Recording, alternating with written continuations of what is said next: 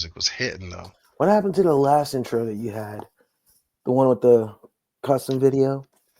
I got to redo it Oh, because you it was kind of bitch. like, yeah. Good morning, good afternoon, good evening.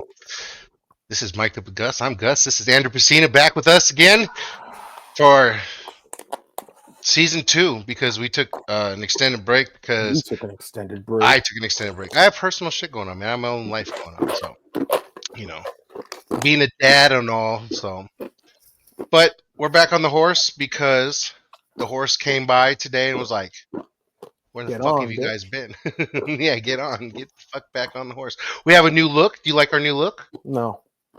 Good, thanks a lot. Deccan only took me fucking 10 hours to figure this out. Okay. No, it didn't take me 10 hours. I knew what I was That's doing. what I thought. I just wanted a different like look. You don't like it, fucker? I like the circles. I wonder what our producer has in line for us We right have a now. new producer, guys. He's hired out of North Battle Carolina. Creek. Fuck. we. He's out of North Carolina, I think. Greensboro, bitch. Michigan. Yeah, No. That Jones. guy Yeah. got fired. Oh, Yeah, we've gone through it's some producers. yeah. We've gone through some producers. Andrew, how have you been, man?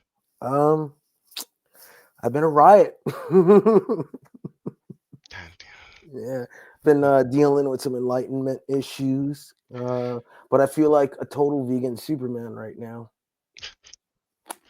Okay, so let's address the We're not gonna watch what our producer has lined up. How rude which of you, Gus! well, They let's uploaded something for us to. Happy birthday to you! Holy fuck! no tuck and roll. Holy shit! Roll. Fucking awesome. Uh, Fuck. why? It Why? was fucking cool. That's why. Did I tell you the story of my homie at what happened to him at the bonfire? Did I ever mention it on the podcast? Mm-mm. Oh man. Dude, if you Okay. told me a story about someone getting set on fire or something, I'd know. No. Oh, okay. So, our homie Billy Fleet, shout out Bill Fleet. Bill. Shout out Billy. He's one of bro. Me and Bill, legit. I've had some like before I get into the bonfire story. Me and Billy, uh, you've had that one homie where you just like laughed with and shit. So me and Billy like we hung out one night. We did some drugs. Like we were having a good time, and we were with our other homie Daniel, and we ended up back at Billy's house. And his mom was super cool. She worked at the bowling alley. She fucking knew we were smoking and just having a good time that night. Anyway, Billy Fleet was me and him legit laughed for like probably like 6-7 hours straight, bro. Our stomachs were fucking sore. My throat was all fucked up. Man, shout out Billy, bro. That you were the man. Anyway, so at a bonfire one night, Billy and all these motherfuckers are jumping over the bonfire. Well, he missed. Oh, fuck. Hands first into the hot coals. Nice. Crackle, crackle. Yeah. So goes to the hospital. No medicine, no nothing. Straight wire brush to the hands to fucking get all the fucking excess shit off. Shout out Billy Fleet. Damn. Yeah. I don't know. Yeah, B Fleet.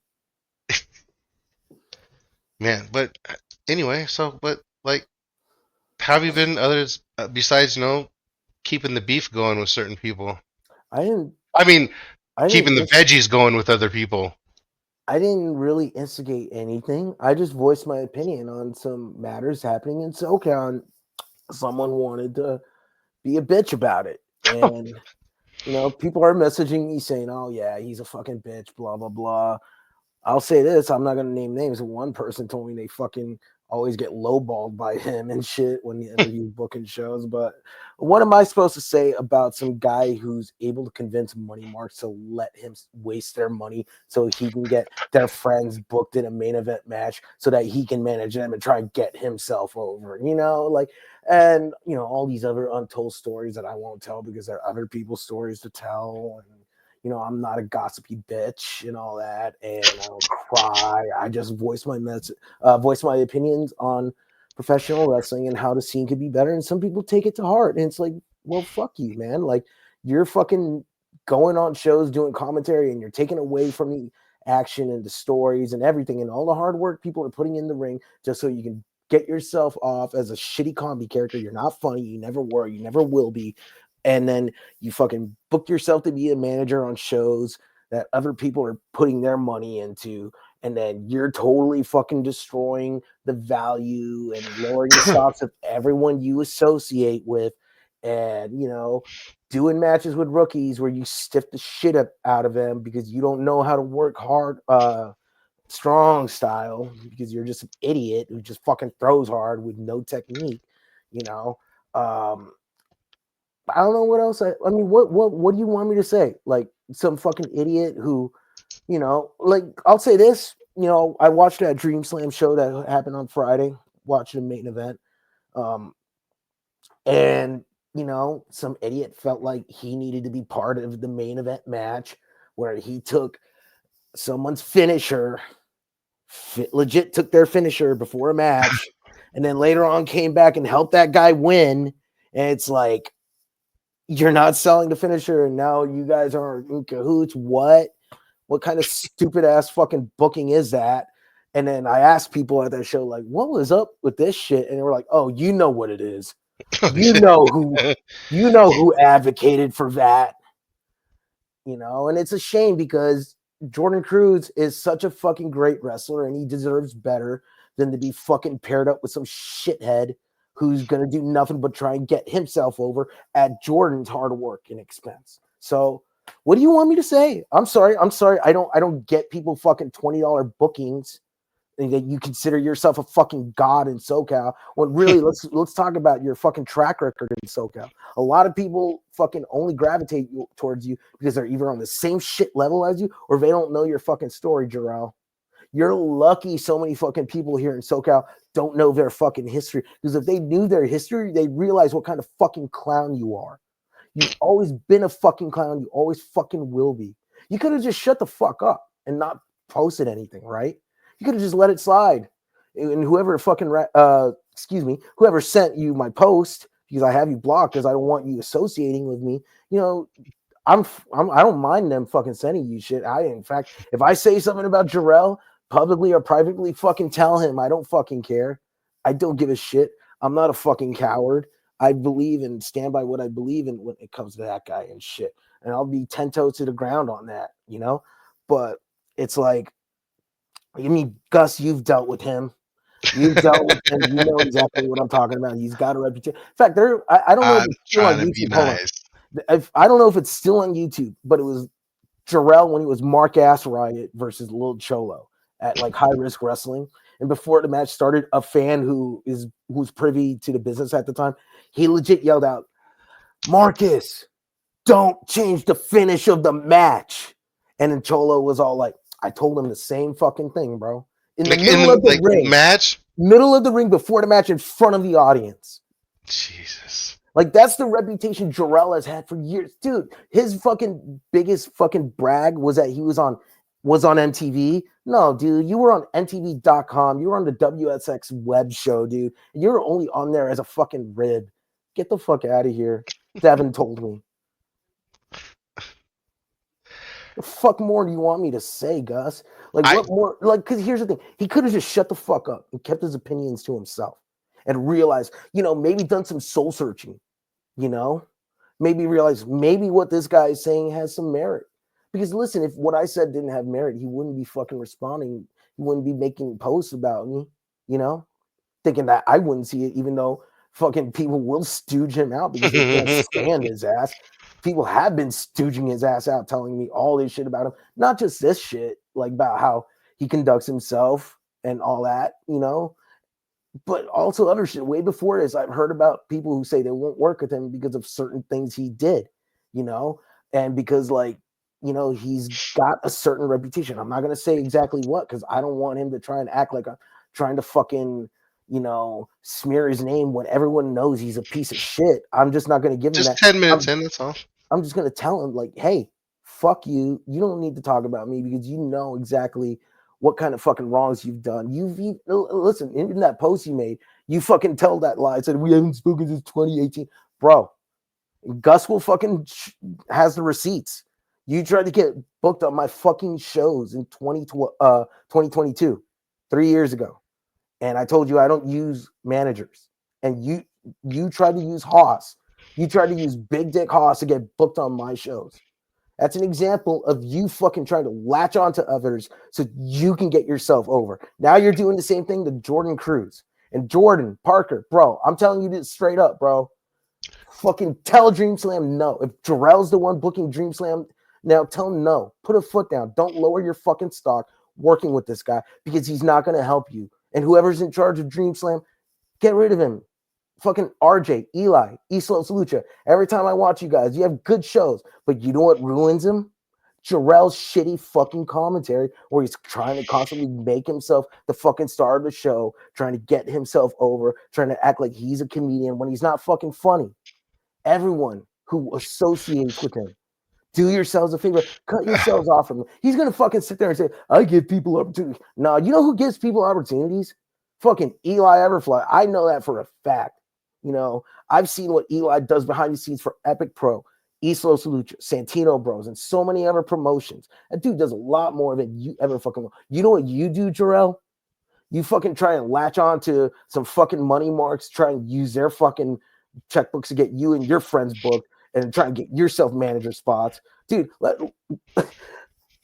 you know it, Gus. Everyone's talked about it in SoCal, but I don't think anyone except for me has the fucking balls to say it out there. So Jarrell, say whatever you want. Run to your fucking little fucking safe space. Run to your little echo chamber with your friends, thinking that, you know, everyone likes you and that you're the one who gives the most opportunities in SoCal. Bro, my left nut has more prestige in this fucking scene than you ever fucking will, dude. Dude, I could take a fucking shit and it would be more legendary than you ever fucking will be. You never worked any top promotions, Jarrell. You fucking Yes, he has. you got ostracized. You want to fucking say I'm a PWG dick rider? Let's talk about PWG again, bro. Let's talk about what happened with you and PWG.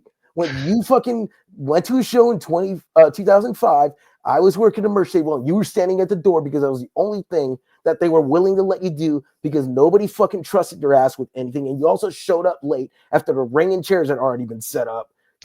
So you're standing there, you tap me on my shoulder, like, hey, bro, watch in 6 months, I'm going to be in that ring. And then fucking 6 months later, you have a match with Super Dragon, and then you claim you stiffed him, and then blah, blah, blah. You claim you earned his respect, and then fucking he finds out you've been talking all that shit. He says, nah, dude, nah. And then he fucking banned you from PWG. You never got the fucking chance. You never fucking made it there.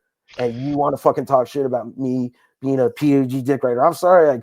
I recognize fucking what became successful here in SoCal, you know? I recognize that shit. I've been around, you know? Say whatever you want about me. Yo, he's never trained in the ring. Dude, I've taken bumps in the ring, you know? I might not be fully trained, but I know how fucking much it sucks to bump in a ring. But you know what you haven't done, fucking Jarrell? Guarantee you've never done any fucking freestyle wrestling training. Guarantee you've never learned any legitimate striking like boxing, kickboxing, or Muay Thai. You never learned jiu-jitsu. And that you go in your fucking wrestling matches and you try to do all that fucking shit. Try and fake all the shit that I know how to fucking do for real. And you got the nerve to talk shit on me. Oh, he buries the entire scene. Who do I bury? Who do I bury, Gus? You know who I bury? The shitty fucking workers here in SoCal who are fucking terrible. All right? If you feel like I'm fucking burying somebody, it's probably because they fucking suck and you fucking don't want to admit that I'm right. And you're mad about that. You try and use me as being the bad guy for all this shit when really it's you and fucking subpar motherfuckers like you fucking cluttering up the fucking scene, acting like you're fucking hot shit. And you know, you're not a fucking legend. SoCal legend, Mark Ass, right? Bro, you were never on the varsity squad. Bro, you were never even good enough to be JV. You couldn't even cut it on freshman ball. You had to fucking go play with the fucking rec yard kids who fucking weren't good enough to make it in any real teams. That's who the fuck you were, bro. If anyone's mad at me, hey, go ask anyone from that era. They'll tell you the same thing I'm telling you, that he was a fucking joke. And you know what? Even his homies tell me he's a fucking joke and they can't stand his ass, but they just put up with him, you know? Like, hey, whoever's dumb enough to fucking hire Jarrell to be their booker, I'm telling you something, he's losing you a lot of money and he's not doing anything to benefit you, no matter how hard he tries to gaslight you into thinking that. All right, how much money have you made with him as your booker? Fuck out of here.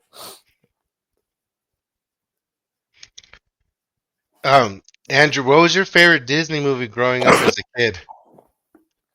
Blood in, blood out. I hate everything about you. I'm the man, bro. What can I say? I hate you right now. No, seriously, is this Homeward Bound count? Homeward Bound was a Disney movie, no? I think so. I like Homeward Bound. Homeward Bound was good. It's That great. was the Michael J. Fox one, right? Yeah, and what's her name as Sassy the cat? Sally Fields. Sally Fields. I will say she's such a great actress that I still Who hate was her. who was the Her- old dog? I forgot. It was an old guy. I don't remember him, bro. Come on. Oh, I thought Homer. See, I knew more actors than you did. I don't never said I'm an expert on cinematography or any of that shit. Is it out of your system now? Not really. You good? I mean, this dude wants to fucking bitch and moan about me making a random throwaway Facebook post. You know, he didn't have to reply to me. He didn't have to say anything. Nobody would have fucking seen it. Nobody. But okay, so I'll play the role of everyone watching that's saying, "Well, why did you say anything in the first place?" Because I watched the show that he was on recently, and I noticed he's doing the same old shit he's doing, getting himself over at the expense of hardworking people. Like he completely overshadowed Jordan Cruz and Wicked Wicked when he didn't need to. He turned that whole thing into a fucking senseless mind fuck where nothing made sense. It Wait, he was just in the match or commentary? no, he. So basically, he's like the general manager of that promotion on screen or something. And then he came out before the match, Jesus. right? And he cut a promo on Jordan. He's like, "You're not going to be doing anything, blah, blah," because Jordan's a heel or something now. I don't fucking know. Jordan, you're not going to be a heel in Epic Pro. I'm putting my foot down on that. I'm letting you know. I don't want you to have banger fucking matches. I don't care if people know that. I don't care about kayfabe. Anyway, but Jarrell cuts his promo trying to like get heat All right. on Jordan. Can I just be honest with you? Huh. Well, you're about to tell me. I already know. Like without seeing Yeah. the shit, Yeah. I already know where you're going with this. Okay. It's look. I have my own stories about him. There's things that I actually cut Can I finish? the whole. If you want. He's sorry. So he gets in Jordan's face. Jordan gives him his fucking finisher, which was like a brainbuster to his fucking the quad, right? Mhm. Brutal fucking move. Jarrell goes down, and the match starts. And then later at the end of the match, Jarrell comes out, interferes on Jordan's behalf, and then he gets on the microphone after the match and starts He's screaming. the GM. He's the GM or authority figure, or whatever. But like I know he has, Interfering, yeah, and I know he has some pull backstage. bumping. You got a story, Gus? I mean, look, dude. I want to chew on my ice, so I would like a chance to have my mic on mute for a minute. Could you tell a story? Look, I cut my friendship off with him completely because he did the same shit. Like I made my own post and he wanted to say something on it. It's like, bro, you didn't even need to say anything. It's like you always like start some shit, then you always like revert back to like, well, bro, I always do good. No, you don't. You're Jarrell, you're not in it for yourself. Or you're not in it for anybody else but yourself. Prime example, Medi Mike, who does the weed wrestling shows, I think I've said this before, where Jarrell just like completely marked out on this show because Medi Mike wanted me to put this show together on a budget, on a supreme budget, and Jarrell's asking for like $100 and all this extra shit. It's like, bro, like he doesn't have that money. Like I'm trying to book him this show because he was like trying to jump on the show. So Medi Mike makes this big post, go through Gus. Gus is the one making the fucking bookings, blah blah blah. So I tell Jarrell, look, man, like leave this show alone. Like we're trying to get we're trying to get Mike this show. We're trying to get like some budgeted guys out there. It's not a big like it's a weed show. Like I don't need Marcus Riot out there, you know. So I ended up moving to Oklahoma, and next thing you know, I see Jarrell at the show wrestling Guy Cool, and I'm just like, bro. So I hit up Mike, and I'm like, so what made you book Jarrell? He goes, oh, he kept asking me, and finally he was just like, he told me that he was going to be up here, and if he needed me, that all this other shit, but just in case he uses me, it's like $100 and all. I was like, bro, like I told you not to overpay on. He's like, yeah, I know, but I know him, and I just felt bad, and I was like, there it is, there it is. You felt bad for what? Why did you feel bad? Because he gave you a line, gave you a story, did something. So then I hit up Jarrell and I'm just like, hey man, like I fucking told you not to. He's like, well, I thought because you moved that kind of washed everything out. I said, no. I was helping him book the show on a budget that you fucked off because he told me that not only did he pay you, but that he went and got some product, like some there was like vendors there, like weed vendors giving out a lot of product to Mike, and Mike handed that out instead of taking that home for his personal. He handed out like a pound or something like that. So then all these people got hooked up and shit like that. So Jarrell's like, oh, like, yeah, gimme. So I tell Jarrell, like, why did you fucking go up there? Why did you do that? You know what he tells me? This is exactly what he tells me. I wanted to be on the show with Dante. Dante from Grandma's Boy was one of the fucking dudes at the show. I'm not saying Dante is like a washed out actor or anything. He's awesome. I love Dante, but it was like, bro, shut the fuck up. But it wasn't I like love Grandma's Boy. I'm just saying. But he's like ran to this guy. He's like, but I wanted to be on the show with Dante. I wanted to, just gave me this whole like bit, and I was just like, Trell, you wasted like $100 of this dude's money and like took his weed and ran off, and just why? So you can get a picture with Dante? Why don't you just show up to the show and take a picture with Dante?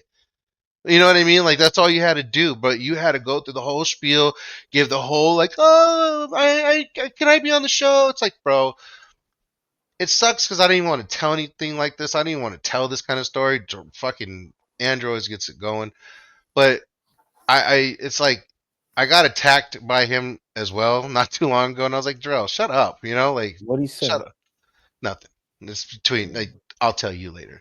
It's funny, like he's always trying to play the victim and shit. And it's like, look, man, look, and like I think we've given 23 minutes too long of this whole topic. You know what I he mean? deserves his beating. He fucking He deserves it. deserves- Because he talks all this shit saying, I've done nothing for SoCal. Listen, guys, you know what I've done, right? I know Nothing. what I've done. A lot of people know what I've done for SoCal. But you know what? I don't go around trying to brag about it. I'm not trying to make myself fucking seem like I've done anything for the scene. You know why, Gus? I'm not trying to be like Jarrell. You know why? Because people who do that only do that shit for attention. And that's exactly what Jarrell is. He's an attention whore. And you know what, Jarrell? I know You that. want attention, this is what you're going to get. So fuck you. You got a problem with me. You say, oh, I'm getting tired. Do something. Be a fucking man and do something. Come talk to us, Jarrell. We'll talk to you. No, I'd rather talk to You him need face to. fucking face. Oh, And whatever happens, I'll let him throw the first punch if he wants to. he ain't gonna throw no punches. Nobody's Exactly, gonna throw because any he's a punches. fucking pussy. He's not going to do shit. Fuck him. And you know what? I'll say this about as well. I don't want to get too personal. I'm not going to get too detailed about Jarrell, right? But there was this one time he had a problem, and I fucking tried to help him and deal with this fucking problem, right? And he wants to act like I'm the fucking bad guy. When all I did was fucking tell him, no, I don't want you on my show. And then he ends up fucking bitching about it. And then fucking is all like I never really told the story, but when I told him I wasn't going to book him or any managers on the show, on my shows, he's like, okay, man, well, you know what? I'll still support you and I'll still promote your events, blah, blah, blah. You know what he did? Nothing. Because he knew there was nothing to fucking gain. He wasn't fucking liking my shit anymore. Because he went, like, there was a moment when I was posting stuff on Epic Pro's web pages and shit, and he was always liking them. And as soon as I told him he's not going to get booked, he stopped liking them. And that's the fucking kind of cancerous mindset we have in SoCal with that guys like that trying to fucking spread this fucking ideologies onto other people in SoCal. It's fucking insane. And he wants to act like he's done all this shit for SoCal. Like, what have you done? Hey, wait, hang on. He made that DWC. Fuck you. He made that post, and he says something about cake in the face. Oh yeah, he tries to act like because No, wait, Bobby. no. Listen, can you quote that by any chance? Because it's a public thing. So my whole thing. Okay, so let me. I want to talk about that cake thing because I I got it. You want me to read the whole post? no, just the cake part. Let me find it. Because here's the funny part about that cake part. I'm the one who smashed the cake in his face Hold on. because he basically politicked to get that spot into the show because it was his birthday and it wasn't even his birthday on that day. But he opened the show with like a promo. He was the match before, or he was like managing the match before intermission. So you seen him before intermission. Then we did the cake spot after we came back from intermission, and then he did something later on. It's like, bro, goddamn, Okay. like So, anyone who knows me knows all I do is help people. I help so many people get opportunities, probably more than anyone else in SoCal. Ugh. The Enoch character might as well start taking pies to the face. How much I met others. That's what he said, not a typo. I'm reading it as it is. Let me go back. The Enoch character might as well start taking pies to the face. How much I met others get the one up on me. You literally have done nothing for this scene except for bury it. Listen, Jarrell, fucking, you want to talk about all this shit? Listen, Gus, you're older than me. You're way older than me, and you know a lot about fuck you. older stuff in wrestling. I'm sorry, I'm just bringing up facts. What was Bobby Heenan legendary for? Wearing a cool jacket. No, really. What was he? How did he get over as a heel? I mean, By just being the smarmy asshole who always gets his comeuppance and always gets humiliated. The weasel suit. The people who don't know Bobby Heenan, because I know a lot of you don't know your fucking wrestling history, so I'll give you a little crash course. Bobby Heenan was once a great professional wrestler inside the ring. Then he suffered a neck injury, and then he had to end his in-ring career, and then he turned into a manager, and he became one of the greatest heel managers of all time. One of the shticks he did in the territories was the weasel suit. Everyone would call him a weasel. That's how we would get his heat. Everyone would chant weasel. He would always talk shit on the audience, talk shit on people, blah, blah, blah. And eventually he would fucking get in a match, or a client of his would get in a match. And if they lost, he would have to wear a weasel suit, always ended up losing, always was the butt of the joke, always fucking took the figurative pie to the face in wrestling, And that's who Bobby Heenan was. And he got over by doing that. He became a legend by that. He became adored by so many people for what he did. And now Jarrell's trying to sit here and act like doing the same shit as fucking Bobby Heenan, trying to get himself over as a goofy heel in the same way Bobby Heenan did, is helping others. Shut the fuck up, bro. You are such a fucking clown. Get the fuck out of here. Just listen. Here's the thing. You also said, "Oh, I'm open to listening to criticisms." Here's my criticism towards you, and listen to this and take it to heart. Stay the fuck home. You're not needed in the business. Nobody needs you to get over. Nobody needs you to get opportunities. You would do SoCal Wrestling a favor by just fucking disappearing. Fuck you, Jarrell. Bitch. so the Lakers got Luca now. Yeah. I mean, You you've see the been game known last that. night? No. Oh, he What did really happened? good. He's gonna do good for you. He's white Jesus. I Is mean, I'm here not gonna lie. I kind of do wish they didn't have to trade Anthony Davis to get Luka. And I understand they needed to get rid of like a big piece to get a big piece as well. That's the name Yeah, of the but at game. least you got a playing piece. They I gotta like know, but still, Anthony Davis has was he even like, suited up? I don't know, I don't but even think he still, suited up. if we went into the playoffs and we needed that big man in the middle to defend, he would have been the guy I want. I forgot who they got. I don't remember his name, but like, Yeah, but you guys are setting up for the future. Like yes, assuming LeBron's obviously not gonna be Luka there. resigns. That's the thing. Assuming he stays with the Lakers. Why wouldn't he? I don't know. Maybe he would want to play somewhere else. I don't know. Wait, what's it? Kim Kardashian said she wanted to meet him. So I think the curse is starting to come. Oh, And he's like, I'm eventually, out. I'm out of here.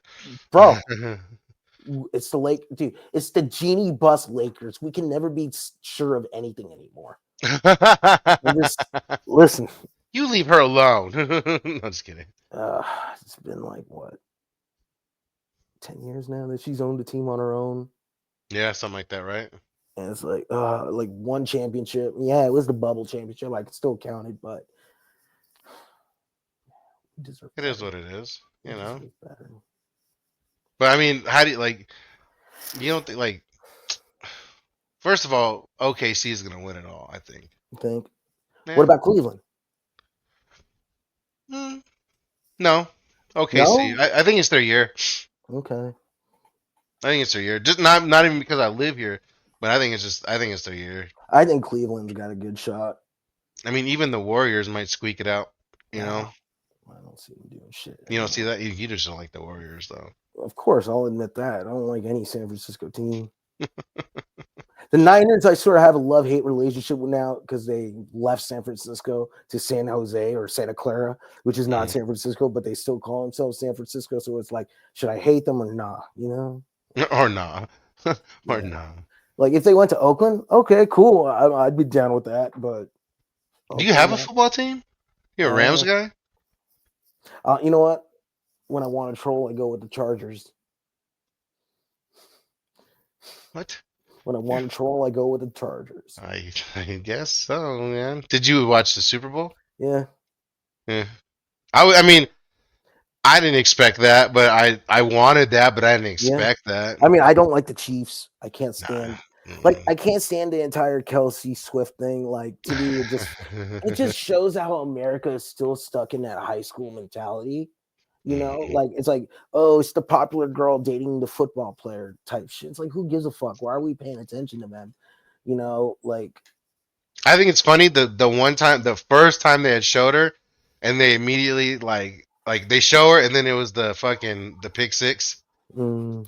And then they showed Anne Hathaway, and then everyone's like, hell yeah, we love Anne Hathaway because she was cheering for the Eagles and shit. Oh yeah, she's Princess Diaries, bro. The Bro, girl from Havoc. Anne Hathaway was in a movie where she got taxed by like two essays. Havoc. Yeah, Where because like my guy, Because like, that's because like, because like, her and her friends were all rich the white little kids white girl. from the fucking Yeah, Palisades who wanted to go to the ghetto. And then remember the scene where one of the white boys fucking pissed his pants in the ghetto and they were yes, trying to buy weed yes. or something. Like those dudes tried to act all hard, and then by the end she becomes reformed because all that shit happened. No, it wasn't her; it was her friend who Friend. got taxed by two guys, and No, she got taxed by like the main dude she though. no, she was supposed to hook up with. Okay, we're not explaining this. Okay, Anne Hathaway's character had a friend, and they went to this party with cholos, right? And basically, they were playing this game where the guys were going to roll one dice, right? And whatever it rolled on, that's how many people the girls would have had to slept with. Anne Hathaway only got one. Her friend had two, and her friend wasn't enjoying it. And then I think Anne Hathaway just bailed, and then her friend got raped by the guy Anne Hathaway was with, and then I think that's when like the cops got involved in shit. Like it, I haven't Yeah, seen that movie in years, but that's bro. a wild one. Wow, Havoc, bro. What a fucking great movie that was. There was a lot of good movies in that era that a lot of people don't really talk about, that were Ooh, either it's on Prime. what Havoc? Is Yeah, it to rent or is it on the service? it's on the service. Okay. You We'll have got to do, Prime? we'll have to do a rewatch and we'll do a movie review. Gus and Andrew's movie reviews. I'm down. You know what? Havoc. It's funny. Like I haven't seen so many movies. I haven't seen a Star Wars movie. I've never seen Raging Bull, but I've Wait, seen Havoc. you haven't seen Raging Bull? Never seen Raging Bull, and I What makes you bring up Raging Bull? I haven't seen Raging Bull. it's one of the people say it's one of the greatest boxing movies of all time, and I like boxing. And Well, you'd think someone like me would want to watch it. Someone who's seen all the Rocky movies, who's seen The Fighter. I haven't seen any of the Creed movies yet, but those are yeah, the Creed movies are good. I heard they're good. I want to They're check them good. out. I just don't have time for movies often, and when I do It's have just, time for movies, I just watch the same shit I've seen before. That's the kind of guy I am. dude, the best boxing movie of all time is The Great White Hype, bro. Come on, The one with Samuel Damon L. Jackson. Wayans. Wait, with who? Wasn't Samuel L. Yeah, Jackson yeah, in yeah, that yeah. too? He was the Sultan, bro. I only saw that movie once, and it was when I Ah, was like 10 years old, so I got to give it a rewatch. I don't remember such anything a from that great movie. movie. Damon Wayans. Okay, if anybody never seen The Great White Hype, Damon Wayans plays a boxer, plays a heavyweight boxer. Samuel L. Jackson plays a Sultan, which is kind of like a Don King knockoff. And then like in the movie, he's so good, he's beating everybody, and they fucking manufacture this boxer that beat Damon Wayans when they were amateurs or some shit. And they're like they rank him and they make him this number one boxer and all this shit and like they make him the Great White Hype. That's all I have to say. It's It's like one of based it's based on The Great White Hope, which is a movie based on an actual true story about this guy. His name was Jim Jeffries. He was a white boxer. mm, Out, he used to have a farm out here in Burbank where I live. no shit. Back in the day, and he used to promote professional wrestling events. But he was like at the end, like he was like retired for a while, and there was this black boxer. I forgot the name of this guy, but he was basically beating the shit out of all the white dudes that were trying to throw in front of him, right? Like they got this one white guy, bam, beats the shit out of him. Another white guy, bam, beats the shit out of him. And all the racist white guys were like, "We got to find a way to stop this dude. It's making us look bad." And then they tried to get James Jeffries, I forgot, but they got him when he was like after he had retired for a while, and fucking he got his ass beat, I believe. So yeah, But anyway, the Great White Hype. I Go gotta watch it. check that. I gotta rewatch that movie as well, dude. Bro, so many people are in that movie. Jamie Foxx, fucking dude, Corbin Burnson, Cheech Marin, fucking John Lovitz, Jeff Goldblum. It I can go on for stinks. days. Huh? It stinks. Don't tell me you don't know that. Don't tell me you don't get that reference, bro. Come on, I do. dude. I So do. I can't remember how many fucking Sunday nights I would stay up, like, just watching The Comedy Critic. Central just to watch The Critic, The fucking Critic was The great, bro. Tick, Critic was great. Duckman. Like they had some random ass shit Bro, on there. Duckman. Duckman with Jason Alexander, I think. Duckman, bro. Yeah, No, dude. not people bring up Duckman. Like, Because, dude, Duckman was like 30 years ago, dude, it and I don't think a was lot of the people who watched it like really held it in high regard. But it was funny from what I remember. Like the Duckman. ex-wife, like just always hanging around trying to get money from him and shit. The pig. Who voiced the pig? I don't remember the actors in that one. Oh man, it was such a good show. I'm just waiting for Johnny's Bananas to come out. Johnny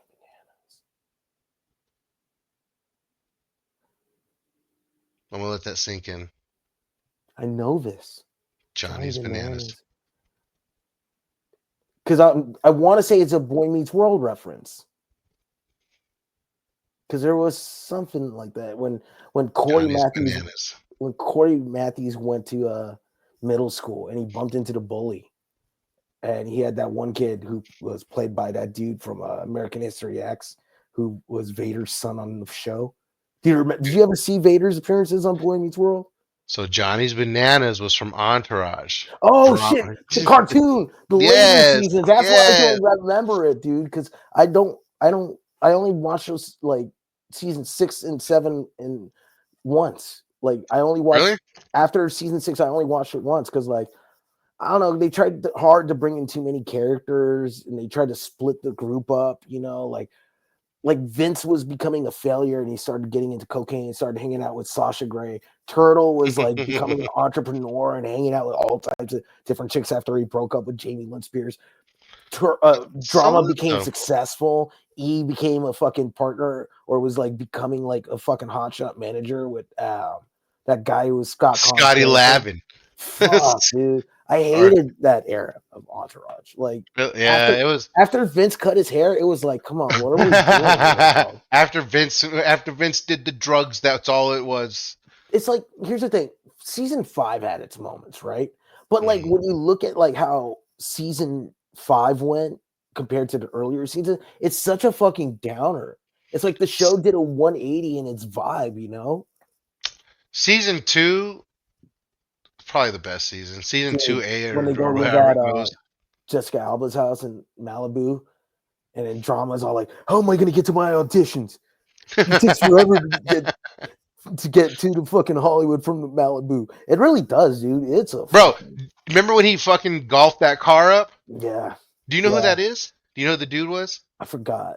It's Chad Muska. He's a Oh pro skater. shit. Yeah, Chad Yeah, pro Muska playing skater. House Pro Skater. Yeah. Hey, weren't Bro, you on TV? Yeah, like 20 fucking years ago. years ago. And we're And talking then TV like Turtle's like, 20 fucking. go do it. Go do it. Go get Oh, him. yeah. He's like, no, And then he's like, Drama fucking got the golf club and just smashed his shit up. And he's the like, cop showed up and he's you like, gonna use my 9-iron?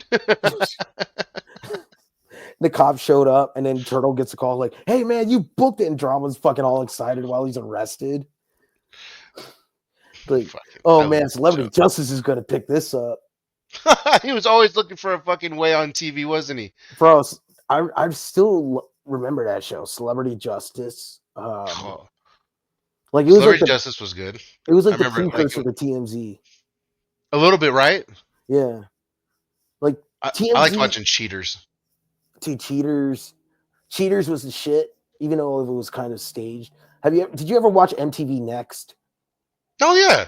Dude, The bus, right? the funniest is that one scene where the girl was a rapper. Like she's like the guy, like one guy blows off a girl, right? She goes back in the bus and she's like, "God, that guy's a dick.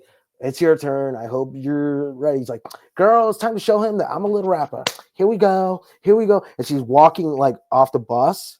And then that song, "Did I Do That?" Who was it? Like Mystical or Silk the Shocker? I forgot who did that.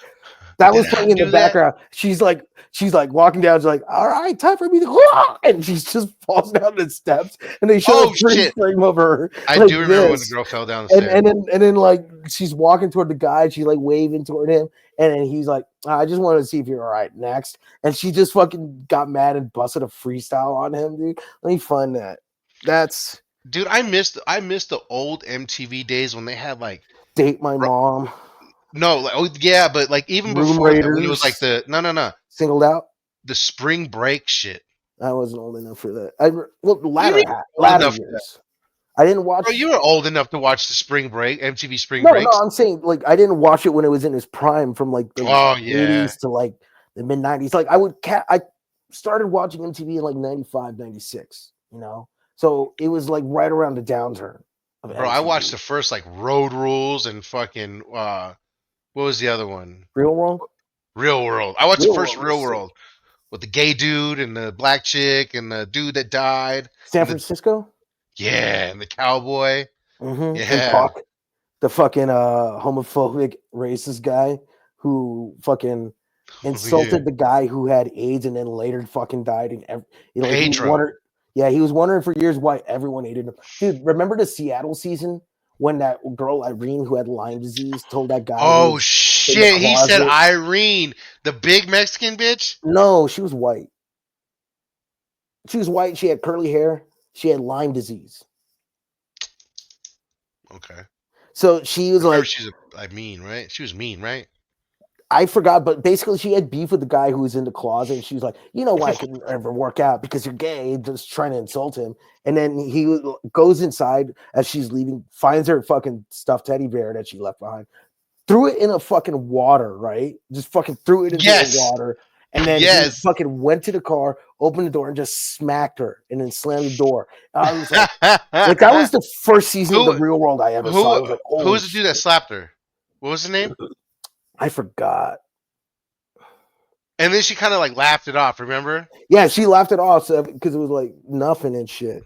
But that was like it was crazy what they would show on MTV and like how like crazy like some of the things they would say and do on there were like the way she fucking treated that guy and all that because and the way she just outed him. I don't know if he was like actually gay or she was like saying that as an insult to him because this was 98, you know, you got to keep that in mind. It was 1998 Bro, and I you know, remember she opened the door and smacked her in a oh cab, my god, in the dude. back of a cab. Like listen man, no matter what, you just don't do that to a woman. You don't hit him, bro. Come on. Like I understand heat of the moment, but still you got to have some fucking control.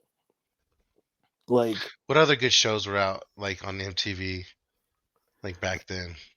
There was this one show called Three South. It was a cartoon. It was about two dumbass dudes who went to college. It was like the dumbest college in the world. I'll send you a link to the YouTube playlist. It's Why fucking does it hilarious. sound familiar? Because it was like in that fucking like program block of like what's that movie? Were you a Underground. Jersey Shore guy? Did you ever watch Jersey Shore? At Like, come on. first I was. At first I was, you know, going pumped I out the watched door. all like I didn't watch like the JWoww shit or anything like that or Dude, the Family one. The OG like first 3 seasons like when they were like in Jersey and then they went to Miami and then they went back to Jersey and then like Italy and back. Those are the seasons I yeah, like. check your message. But yeah, when they went to Italy, that's when I checked out, you know, because it was like I think it was like what 2011 by that time, 2012, and I was in my mid 20s, and I was like, all right, I'm over this shit, you know, like No shit. Hey, you know what they need to bring back? hmm. Pros versus Joes. Dude, MTV Rock and Jock too as well. They need to bring that. Oh, I've already put, bro. I have definitely 100% put my fucking bid in. Please bring back Rock and Jock. Rock and Mhm. Jock was like, especially now in this era with like social media and shit. Like everyone that plays is gonna be blasting that game out, getting great marketing for it. So guys, but Rock and Fucking Jock Bully used to be my Beatdown. shit, huh? Bully Bully Beatdown Beatdown, was like bro. one of the last great Uh, shows on MTV. wait, what was his name? Miller. Jason Miller. Jason. But what was it? Mayhem Miller. Mayhem Mhm. Miller. I met he him at a remind grappling he tournament reminded me once. of fucking Miles Teller, bro. Dude's wild. I remember he jumped in the ring one time and challenged that dude. He's like, "What's up, homie? What's up? What's up, dude?" And then he got stomped out by Yeah, Nick I didn't Diaz's want to bring. team. I was like, and then he got his Yeah, ass. he got in Jake Shields' face. Said, "What's up? Where's my rematch?" And then It fucking, was Jake Shields. It and was then Jake fucking, Shields. um, Bully fucking, beatdown. what was That's his name? awesome. Yeah, That's fucking Caesar awesome, Gracie Jiu Jitsu jumped his ass. The entire team. bro. Do you know what I realized? That Django has like 8 different endings. Like this, I've the never movie's seen it. playing. You never seen Django? Don't What, spoil it for me. I still want to watch it. It's on my watch list. bro? Like, wow. Watch Django, bro. I will. That's a great. It's I like haven't one of the. seen Old School. Yeah, Nah, not yeah, worth it. yeah. I Wedding mean, Crashers not worth it. I'm not a Vince Vaughn guy anyway, so nah. Vince Vaughn is not like. all right. There's not many movies. The only Vince Vaughn movie I like is Dodgeball. I have not seen that. I do Give want to see Dodgeball. Dodgeball is funny because of the characters. Like Vince Vaughn is good in this one, but like everyone else is like funny as fuck in this movie. Dodgeball is funny as shit. it. If you liked what's a good one to compare it to?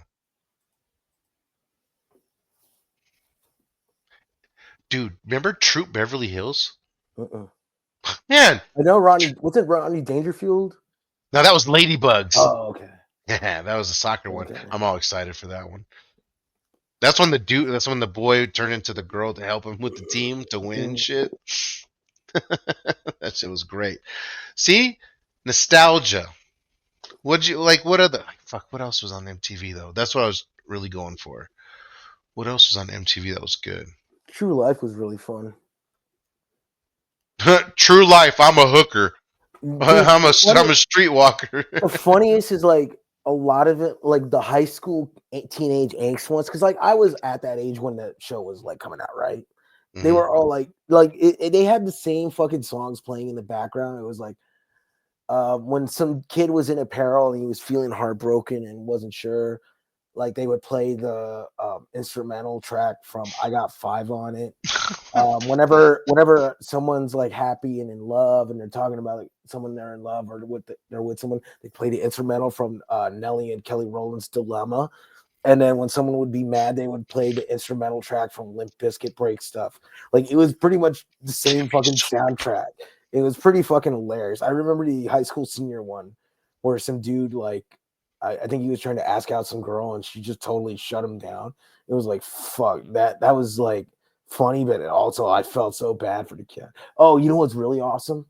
Did you ever watch Fat Camp? No, but I remember it being out. Dude, you want to talk Nice. about an iconic MTV moment? Fat Camp. Fat MTV's Fat Camp with this What? kid named Petey, who was like the big smarmy asshole. Like he was like the bad guy on the show, right? Mhm. And there was this kid named Matt who everyone liked, and he looked dead ass like Samoa Joe too. It was such a fucking good show, dude. Just so funny and like full of like dumb teenage angst and shit. And I don't know, I haven't watched it in years, but like I remember the entire internet was a buzz when that thing came out. Fat Camp. MTV Fat Camp. There was this one character named Diane. Like she was like obviously socially awkward and shit. And like at first she started out as like an outcast, and one time she was running and tripped and fell and started crying and everyone laughed at her. And by the end of the season, by the end of the documentary, she's rocking out to Sweet Home Alabama, being played by some random fucking local jam band all terribly at a fucking dance. 228 pounds. I'm gonna try to get under 200. But this Can you do fucking kid, bro, he was such a fucking asshole. Dude, he was talking about one girl, right? And he was saying, yeah, I saw Melissa this year. Like, I saw her again. Her ass got dumb big. Samoa Joe. Samoa Joe. Well, he looked like Samoa Joe last time I saw him. Yeah, that's the girl that Matt and Petey were fighting over. And she was like a camp counselor and shit. But Petey was the biggest fucking asshole ever, Petey. bro. Dude, fuck Petey for life. Please let those cars up. We're ready to go. How are you, Tony Sparber? Samoa Joe. Joe. Oh, poor Diane. Always felt bad for her. Anyway, play that MTV Next clip if you can, because people got to see that. It's funny. It's The great. first one. I see 3 in front of me. Hold on.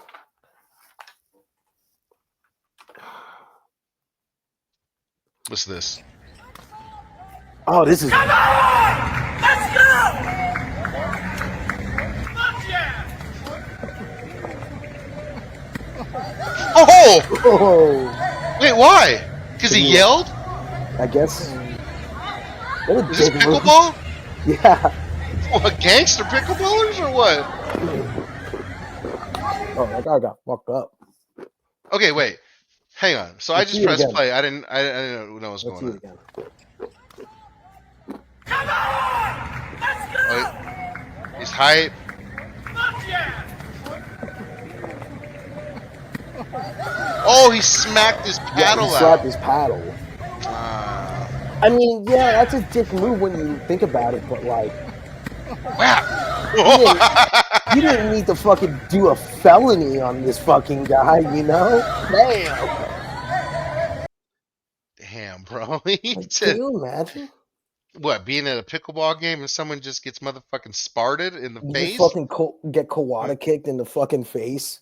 Straight Mark Coleman. Like, Damn.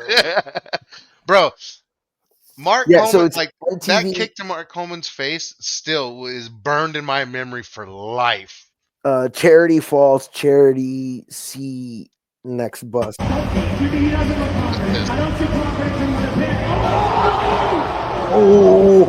Oh, He missed? oh, yeah, he definitely missed. Let's see.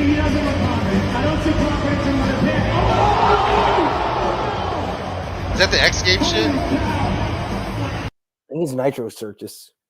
Oh, I love Nitro Circus. Man, oh, Nitro Circus used to be cool. I used to watch that and get all stoned and shit, and like on the Saturday before I go.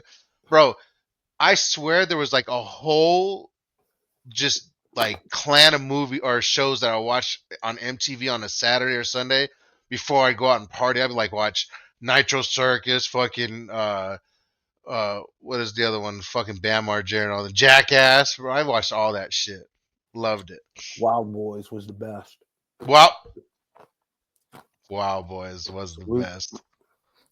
Salute Party Steve-O Boy. Pontius. Manny Party Pig. boy, bro. Manny was the best. Out and Oh, what do we got?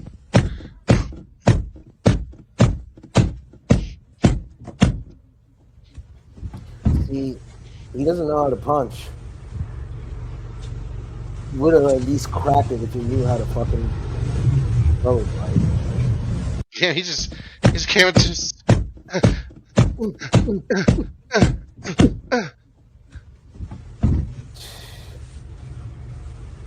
I guarantee you he's got fucking at least It ain't 2 Enoch. broken knuckles. God damn. What a dumbass. That's what he gets. What? You're trying to side with him? No, I'm not at all. I just want to know why he got out the car all crazy. I mean, there's got to be something there, but it's so funny. Like, there's no way you can get that angry for no fucking reason unless something happened, you know? Well, I mean, and he was like way cut off, or the other car was like way in front of him. So like, what happened? Maybe they were just going slow and he just decided to fucking speed up. I don't know.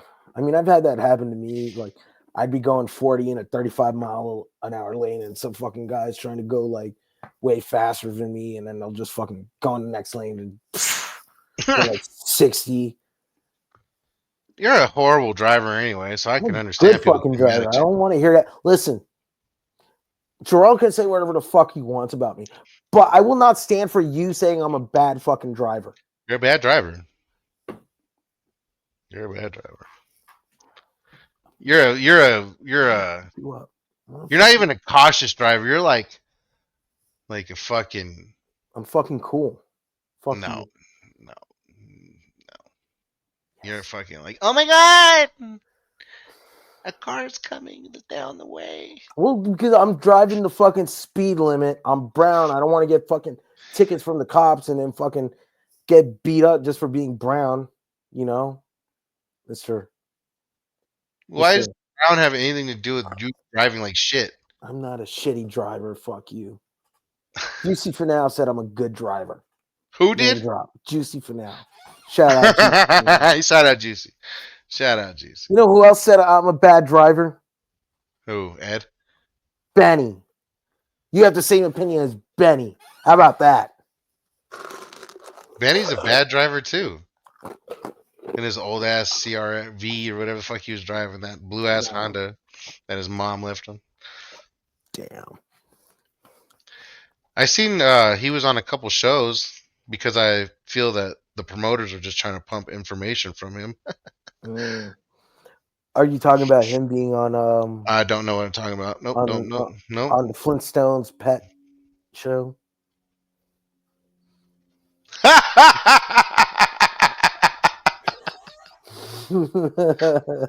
You son of a bitch. Listen, I can be talking about anybody, all right? Don't get litigious.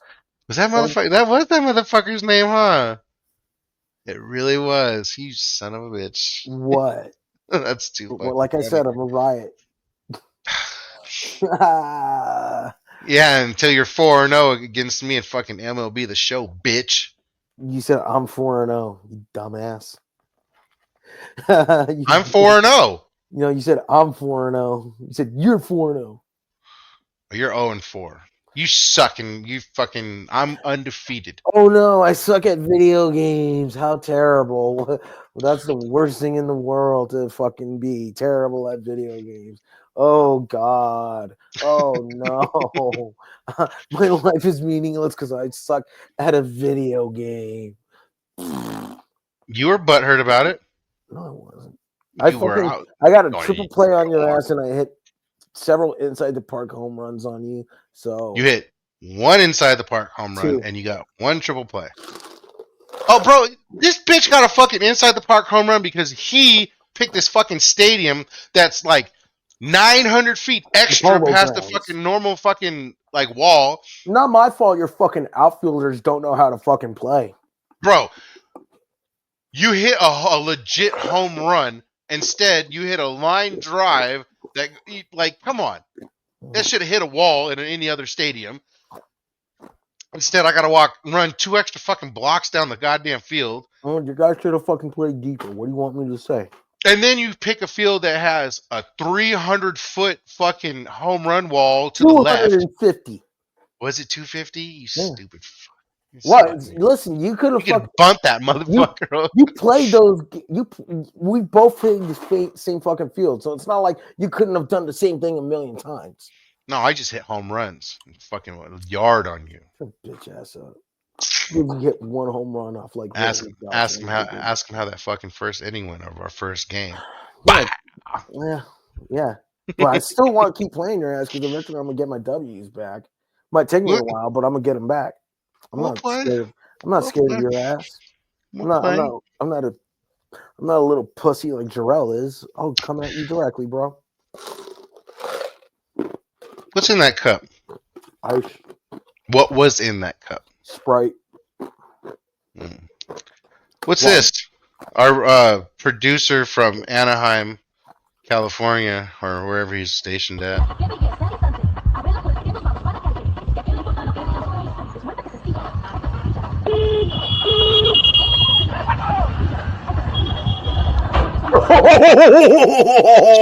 So much going on right there. The ending is what mattered the most.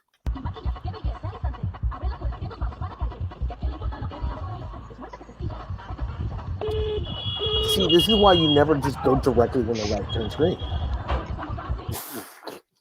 This is why you stay safe in Mexico and don't stay on those streets. Bro, when I lived in Mexico, I used to pay the cab driver extra $10 or extra $5 and be like, hurry. And they'd be like, oh, okay. And start driving. I think I went live one time and this motherfucker was like up on the curb and shit. I was like, yeah, let's go. Let's fucking do this. Mexico's fun to fucking get in a taxi cab and fucking tootle around in. It's great. I've never been in a Mexican taxi before. Have you ever been to Mexico? Several times when I was a kid, but I think the last time I went, I was like 12, 13, which was like 2000. Before 9/11 was the last time I went. Oh goddamn. Yeah, I don't know if I'm going to be going back because I don't want to fucking deal with having to get a passport and. What, they gonna deport you? No, I was born here. I can't even go to Mexico because you need to have a passport and a visa now. So what do you mean a visa and a passport? Bro, just get the passport card or the no, real they have ID. to. No, the president of Mexico changed it so that you have to fucking get a visa to get into the United States in response to the Trump administration, what they're doing with their policies on immigration. So if I were to visit Mexico, I got to get a visa to come back home? You'd have to pay. No, you have to pay or get a visa in Mexico. If you go there, you have to pay for it, or you have to buy a visa. You know, I think you can buy it there in Mexico, but you can't just enter Mexico anymore, like willy-nilly. Like willy-nilly. I've always wanted to say that. I know you're not a huge FCW fan. I know you're not a big WWE guy, but what do you think about them lifting the ban off of weed finally? They did it years ago. I know, like, but wow, they lifted the ban on weed. Big fucking deal. Okay, next topic then. Goddamn. Like they're still working with Saudi Arabia, bro. Come on. They're fucking siding with Vince McMahon and John Laurinaitis in the fucking lawsuit against them. So what do you want me to say? Like all the shit. What do you mean? Wait, who's siding with him? No, WWE is a company. They're siding with John Laurinaitis and Vince McMahon in the suit filed against them. They're all part of the same like thing where they are trying to get something thrown out. I don't know. I'm not. Listen, dude, you're talking to a dude with possible brain damage about legal matters. What the fuck are you thinking? Do you really think this is good content? Because I know our producer has some good content lined up. Hey, girl! Oh my, faster than a speeding bullet. I'm back. Charity, you're next. Okay. Girl, time for me to be a little rapper. Here we go. Here we go. Here we go. Here we go. Are you interested in jock boys? Oh yeah. Yeah. I love jocks. Good for you, because that's what you gotta get. Now it's time.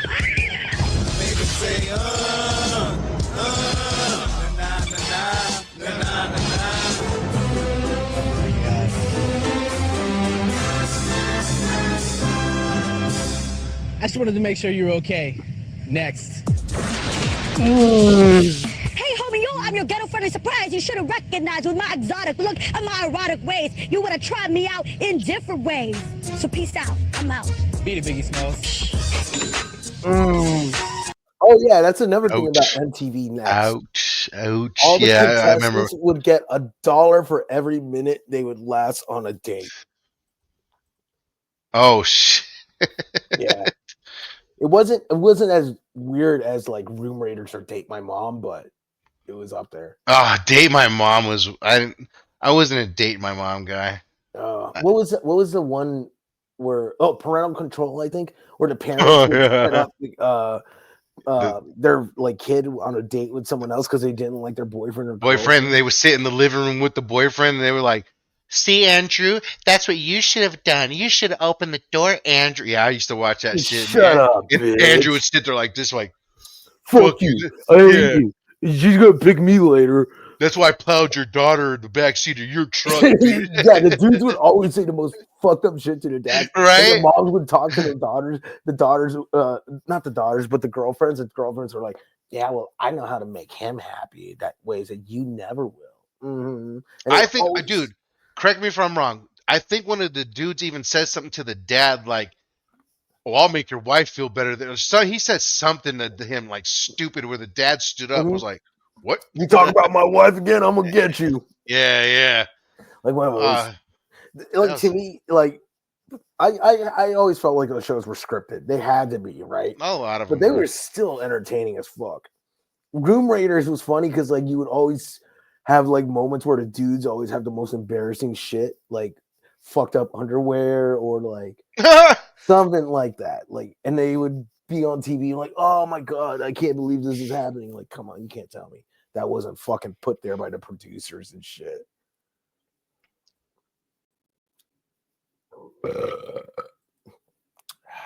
What else was on? I'm actually looking it up right now. Bro, Celebrity Deathmatch. It was all right.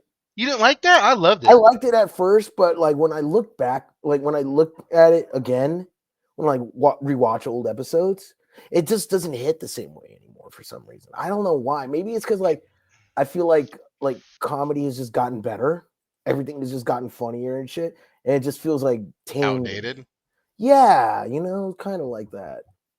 Well, I mean, we could produce a new claymation wrestling show. So much money, it would take so much time, dude. I know. We're better off just ripping off Ridiculous's format. Listen, it's easier. Channel West Coast.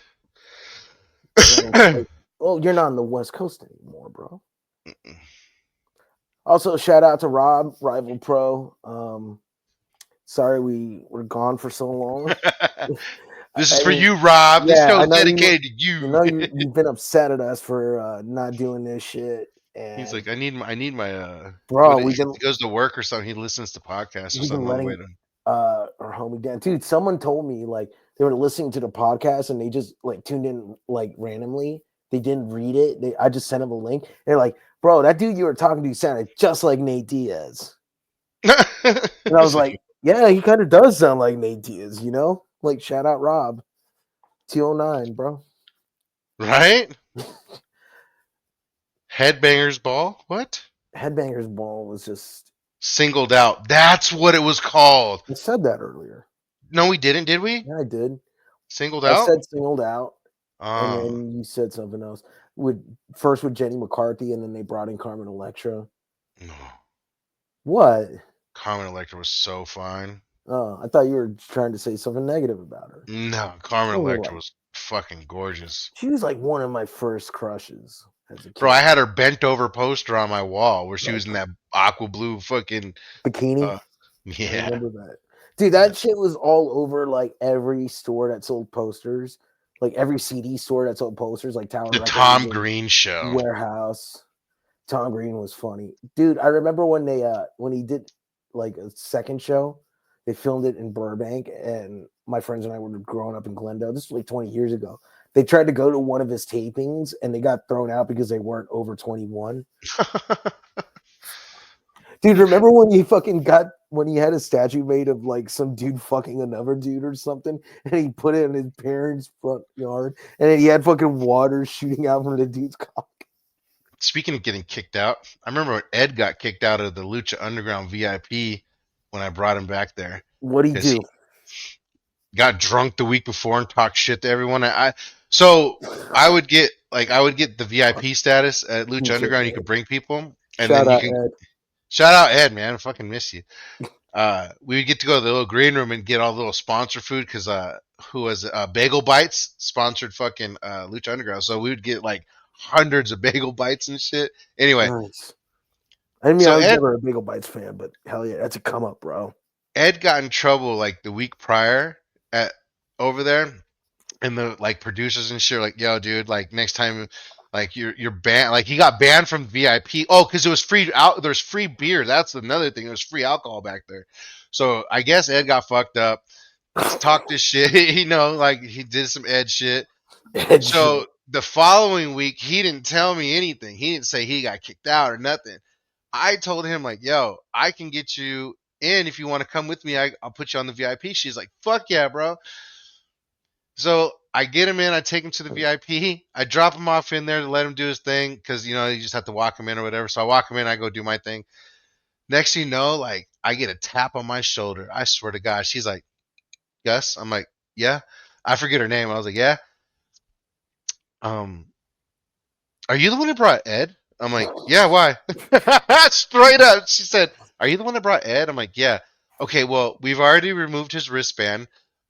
He already knows that he was in trouble last week. He already knows that he was banned out of the VIP. Did you know that? And I was like, no, I wasn't even here last week.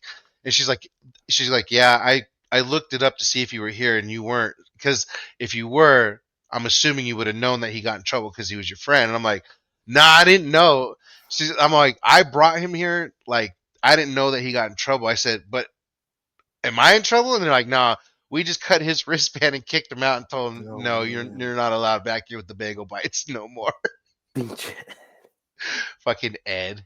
How you get kicked out? Hey, Ed gets kicked out of a fucking free taping VIP. Only fucking Ed would get kicked out. Bro. Did you ever hear the story about how he got socked out at GCW by a security guard? Ed did? Yeah. He got punched? Yeah. You never heard this story?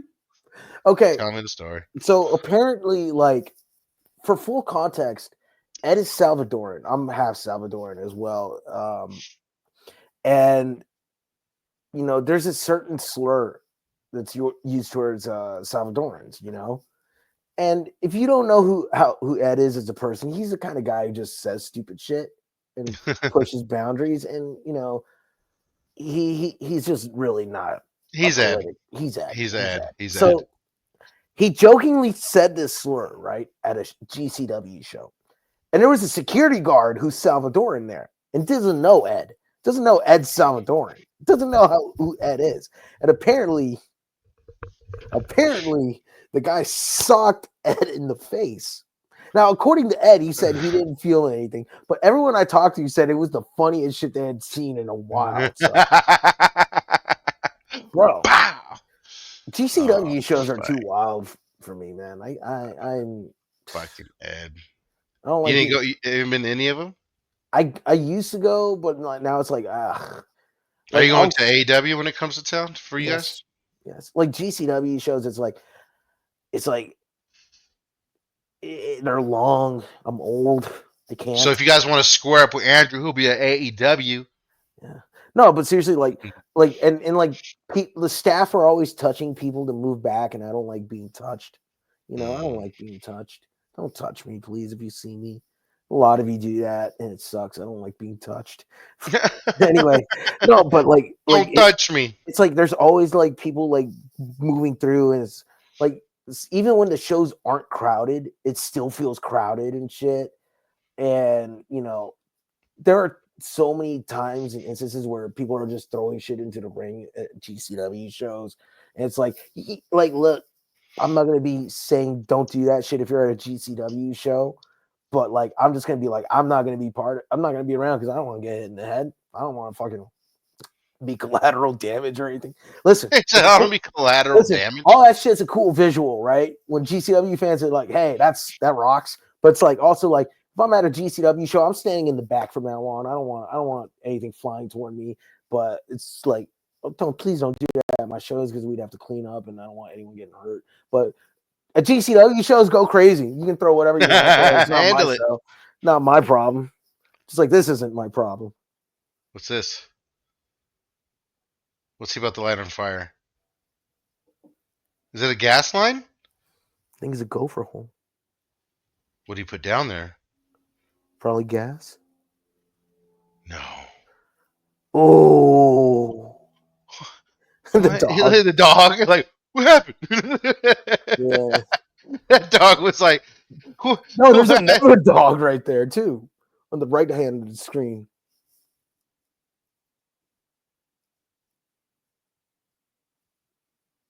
Damn. Damn, bro. Fucking gophers, bro. You never had to deal with gophers in your yard?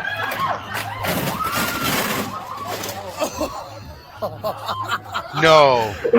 No. Go No. back. Go back. No. Go back. Come on.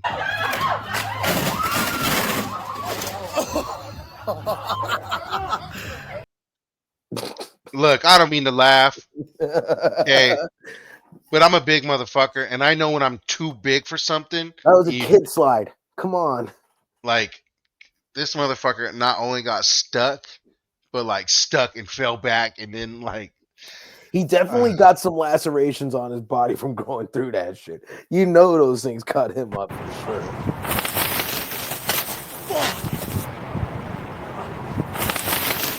why? Hey, that Why? was fucking cool. That's like some old jackass shit. That was cool. So fucking cool. Play it again. What? Play it again, Spirits. Producer? Bam! Right on the fence. Ooh. Listen, wrestlers, if you're watching, this is Don't the do kind of that. shit you got to do to get over with me. Be None Vic of this Grimes. character shit, no storytelling. Fucking fall off a bunch of fucking tall shit. Don't get hurt. If you get hurt, I won't book you. Jesus. Speaking Listen. of wait. Speaking of booking, you have a show coming up in 3 weeks. I think so. How's that going? It's going good. I will say I'm going to make a business move soon that will allow me to say that I've been able to succeed at a certain aspect of the business that a lot of people can't say they have that. So Making those moves out there, bro? money. Hey, dude. You know, Listen, there are people in this scene who brag about losing millions. Legit, there's carny fucks who go to seminars and brag about, I lost millions of dollars. Well, you know what? I'm making money and I'm helping put money into the scene. So fuck you. I'm not talking about Jarrell. If I was talking about Jarrell, I would say it directly. But even what I'm doing is something that he would never be able to pull off in his fucking lame ass career, if you can call it that.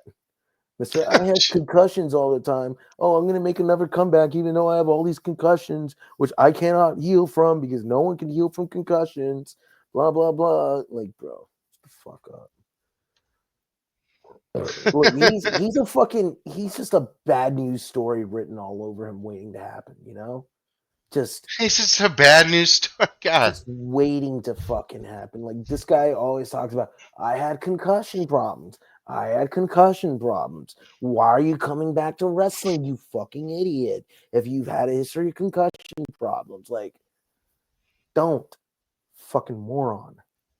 It's bad enough you're a fucking selfish piece of shit who wants to fucking try and get over it and just try and get other people to fucking back you up so you could validate your shitty experience and existence in this scene.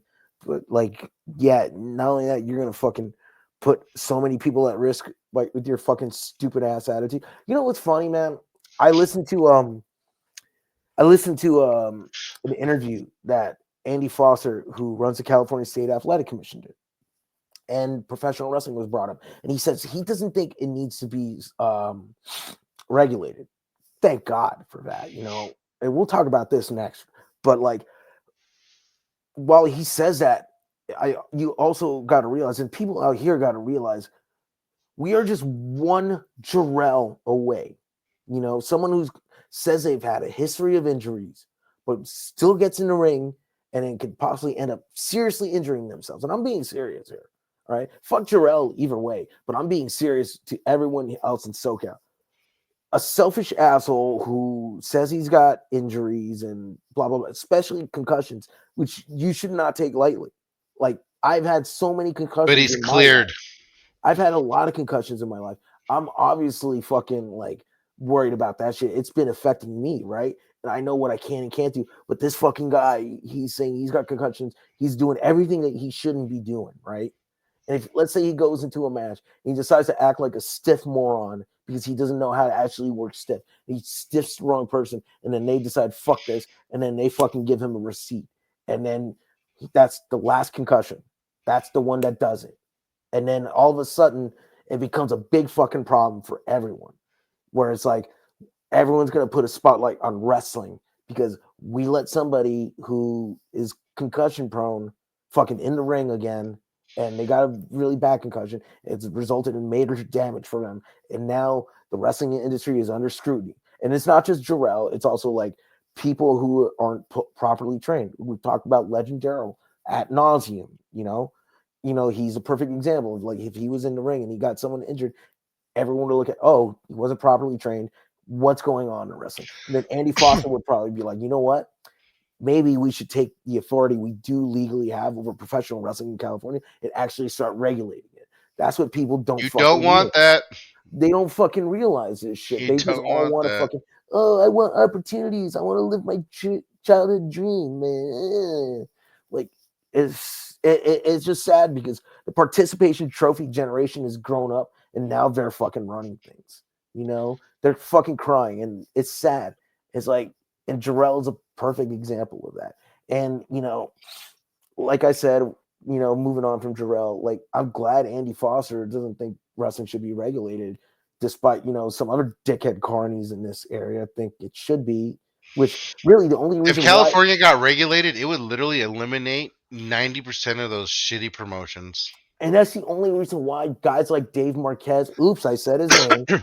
Oops. Joe Medina from NTLL, oops, I said it. That's the only reason why those fucking guys want it.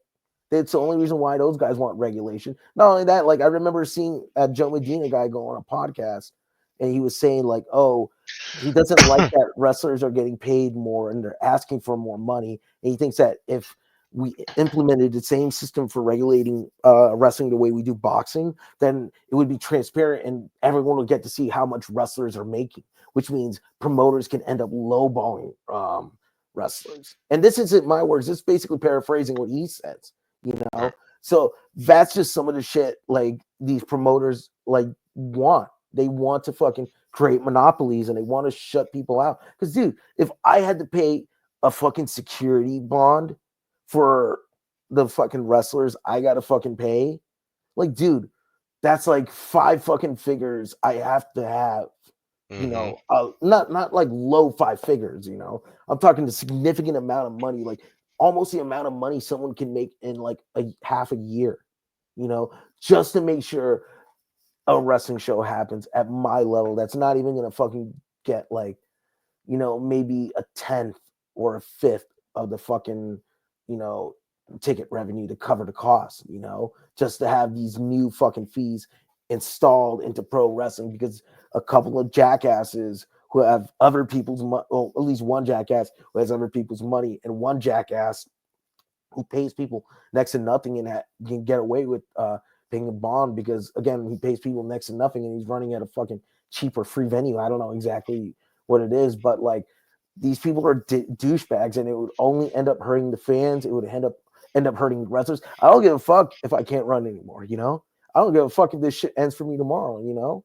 Because then it's like, well, I know someone else is interested. I know other people are interested in my product. Don't fucking buy it off me. I can walk away right off into the sunset. It doesn't matter to me because I know what I've accomplished. I don't need to fucking be a bitch like Jarrell and go crying on Facebook. Okay. And I did this and did that. Like, I'm content, but like all these other promoters are like, nah, man, we got to get it regulated, blah blah blah. But again, like I said, it's only because they want people shut down. They don't want wrestlers to be asking for more money.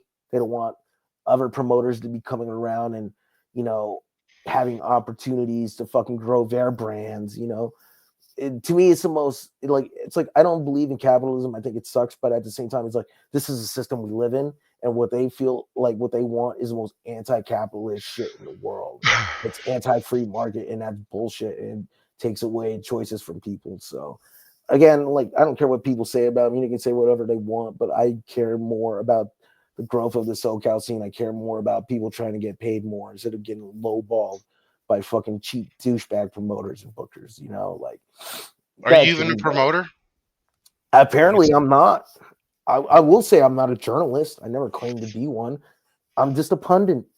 Some people are too stupid to realize that. They don't know the difference between a journalist and a fucking pundit. Fucking editorialist. This bitch don't know about Pangea.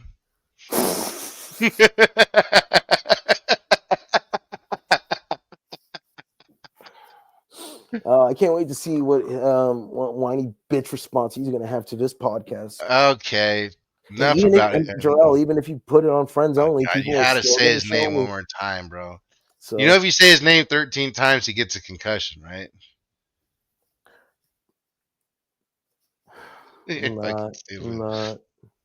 Listen, Anyway. I will say concussions are very serious things to deal with. They are serious. Look, man. Look, I'll be like, I look. Stop. Shut up. Because you're gonna say his name. You're gonna shut up. I'm not gonna say his name. I actually pulled him off of show because of his concussion. I told him, like, bro, I'm not gonna be the show that you bust your head open or you do. No, I'll be fine. The doctor said as the doctor didn't say, bro. Come on. There was a guy on my show who got concussed by somebody. I'm not gonna name names, right? But it was like so obvious they were like not there, right? And the person they were working. Can I say it? If you know it. Well, I mean, I know it has something to do with one of those trained guys that have battled you. So, like, I didn't think they protected the person who was concussed very well. And, like, to me, I always look back at that moment. It's like, I really should have stepped in and told the referee to stop the match. And I have a lot But of. did you clearly can tell that he got concussed? Yes. Okay. Because if you go and watch the match, you'll see the guy stumbling around. Like, because when you see someone get Irish whipped from pillar to post, you know how they move, right? But when you see them concussed, when you see how they move, then you know. Like, it was obvious. I'll show you the footage later, but it was just a bad situation. And one time I was during my MMA aspiration days, I was training with my coach Savant Young. Look him up on YouTube, bro. Like, they call this dude the Black Superman for a fucking reason, dude. If you look at this guy, it's like, holy fucking shit. He looked like he was just 5'6", 5'7", all fucking muscle, dude. He used to he came from the days when there were Come back, Andrew, to the original thing you were talking about. I was going to see how far you were going to go with this. I'm talking about concussions, okay? Anyway, I'm trying to get this story here, dude. Come on.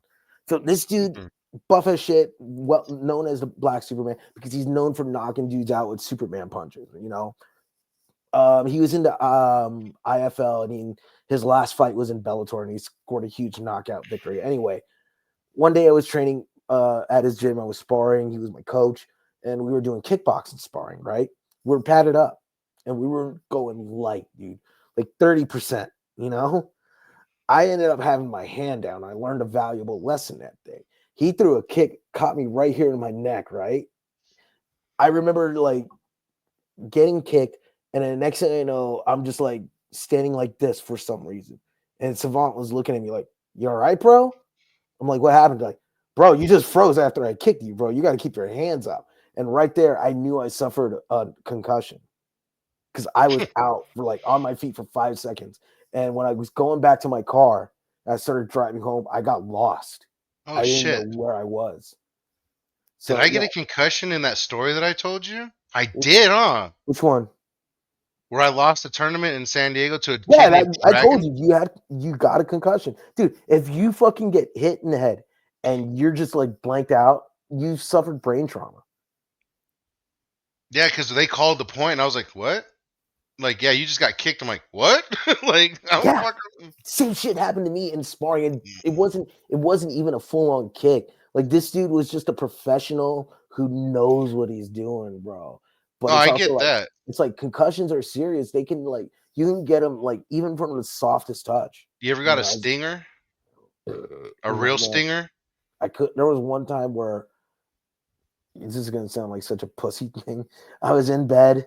My dog was next to me. I moved, and next thing you know, I felt something like pulling my neck, right? And I couldn't move for like 5 minutes, and then it went away. There was one time I went to his show, Rev X. It was Super Dragon versus Quicksilver, right? I was on a Rev X show. Anyway, so they're having a match. Super Dragon did this move called, I think it's the Barry White driver, where he gets like a guy in a Gory Guerrero special position, right? Gets him by the head, and then just slams him onto their neck into a pile driver position. I think only like Quicksilver took the move. And at this Rev X show, Dragon did the move on Quicksilver. Quicksilver went down and he wasn't moving for like 5 minutes. And everyone was scared. People were checking it in on him in the ring. And they carried him out, and it turned out he just had a stinger and a pinched nerve. Mm. And it's like, holy shit, dude. Because like a pinched nerve is fuck, that sucks too. Yeah, I had a fuck pinched nerve that. in a jiu-jitsu tournament once and it scared the shit out of me. I had a stinger in football, and that fucking thing stuck out of my neck. Like, it looked like a Oh, big ass worm. like a Cause, bump. huh? Was it like a bump like or just like It was like a snake that went down the whole back of my head into my chest, into my side. mm, And when they took my helmet off, that's when the coach, like, his name was Coach Thunder. He took my helmet off and he looked down and he like put like he was taking it off and he put it right back on. He's like, "Are you okay?" And I'm like, "Yeah." And then Adolfo and these other two guys come up and they're like, "Oh shit!" And I'm like, "What?" fuck? And they like when they looked in the mirror, dude, it looked like a red snake was just laying on the side of my head. I'm like, "What the fuck Nice. is that?" Ugh. What's the worst injury you've ever seen in person? Whoa! There Like was a kid. not Okay, not not the aftermath, but actually seeing no, no, no, no, injury. no, no, no, no. We were at training in the year like 2000. We were at the AWO training facility over at Albert Lee in the mall at Northbridge Mall, I think it was. So we're at the mall, and I forget the fucking kid's name, but he drove a oh god, what was his name? He drove like a Monte Carlo. Fuck was his name? Anyway, I am not making this shit up, dog. I am eating Subway. Like I'm leaning on the ring, right? And I'm about to take a bite of my Subway. And they picked this kid up for a fucking power bomb. And the first thing I went through my head was like, you guys didn't. Okay. I was watching them set everyone up. The first two guys are like, hey, all right, put your arms down. Boom. All right, you're up. Boom. Put your arms down. All right, put your arms down. Boom. When they lifted him up, I noticed he didn't say, put your arms down. And so when I went to take a bite of my sandwich, I looked up. I'm like, he didn't tell him to put his arms down. And right when he did, he went to powerbomb. The kid put his fucking left hand straight back, right here, snap. And I just dropped my sandwich, dog. I was like, I dropped my sandwich. He fucking gets up, and his fucking hands just fucking dangling everywhere. And like, Fuck. I remember Gator, Gator. Shout out Gator. Shane, and I fucking forgot who else Shout grabbed out him. Shane. But they fuck Shane. They Why? grabbed him. Shane's a bitch. Okay. Fuck Yeah. you, Shane. Yeah, Not fuck you, Shane Shane. Hayes. You're cool. Yeah, no, fucking. His wrestling name was Shim Dog. That's the only ever shout out you'll get because he's a fucking jerk. Anyway, so they grab this kid and they take him out, and now they send him to the hospital and all this shit, right? And now his mom calls me. What happened? What happened? And I'm like, I didn't want him wrestling. I didn't want him because he wasn't even a wrestler. He wasn't a student. He was not, bro. This was literally like him an hour into the ring, and they already power bombed this kid. Yeah, he breaks his arm, whatever. Was his name 24? Anyway, his name's gonna click in. He had a nickname. So anyway, Poor fucking kid, right? He breaks his obviously. I'm not saying obviously like that, but he breaks his right arm because he was my ride to work a couple times, and Oh this fuck. motherfucker picked me up, and he had a stick shift, right? Bro had his arm like wedged into the fucking stomach, was Fuck. driving, leaning over, doing the stick shift and shit. I felt so bad. But that's not like that's just one of many bad injuries I've personally seen in my I've seen some fucked up shit that like I've seen some things come out of skin. I've seen I worked at the hospital. I saw a dude, he had already got into a car accident and like some of his elbow was kind of showing. It Ooh. was like kind of out.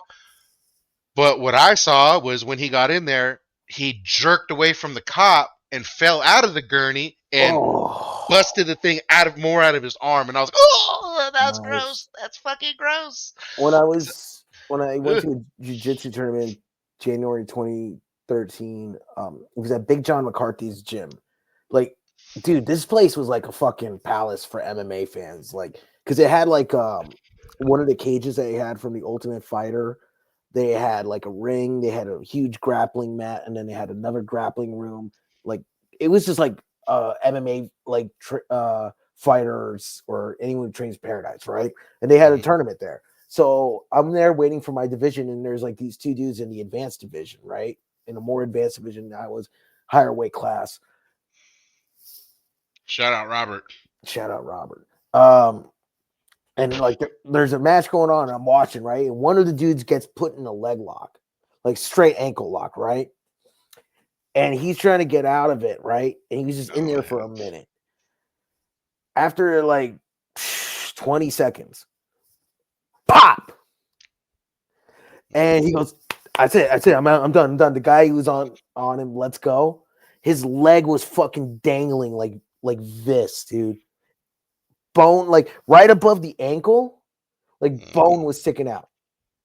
And I just remember turning away. I'm like, "Oh my god, I have a match later. This could happen to fucking me." And I just remember that dude was just like, "Ah, fuck, this sucks. This sucks." And like he handled it. Like he didn't scream. He didn't cry. Like this dude handled it like a fucking G, man. Like it was like, dude, imagine some dude snaps your fucking ankle, No, bone out of skin. He looks down, he's like, "Oh, damn, I'd that cry. sucks." Like, oh my god, dude. I'll tell you the first. I'll tell you about the first 17 minutes. The first 17 minutes of my shift at this hospital that I worked at. I clock in. As soon as I clock in, code whatever. Something code. I don't know my codes yet. Code whatever. My trainer, Ricky Stanley, shout out Ricky. Shout out, Ricky. Ricky looks at me and goes, "Come on, me and you." And I'm like, "Me and you what?" We were security guards at the time. We were just security for this hospital, right? So we go upstairs. We go upstairs, and there's a body bag on the gurney. And the guy's like, "All right, take this one down." And I'm like, "What? Take what down? What the fuck do you mean?" They're like, "Grab the bag, put it on the gurney, take it downstairs, put it in the fridge." What? Like, what do you mean? We Oh, in charge of damn. that shit? They're like, "Yeah, security takes the bodies." And I was like, "Oh, okay." And they're like, Fuck. and they're like, "Well, she's been here for a minute, so if you feel the sloshing, just know she's decomposing." I'm like, Oh, "What?" Bro. So we start to move this bag, right? So I man up, like I'm not like all freaked out, but I'm kind of like, okay, fuck, like I guess I'm gonna touch a dead body in a body bag right now. All right. So I start tugging on the corner, right? And of course, all the weight's in their ass, so I can't. It doesn't move. So I'm tugging. Doctor said you're gonna have to grab on. You're gonna have to grab on. And I was like, what? Ricky fucking grabs her head, clear as day. Goes, bro, just grab this thing, and just shoves the half her body on. I'm like, oh, okay. So I grab the ankles and I throw it on the bed, and I just feel all the liquid in my hand, right? Like, oh god, through the bag. I'm just like, okay, okay, all right. So then we get down to the fucking fridge.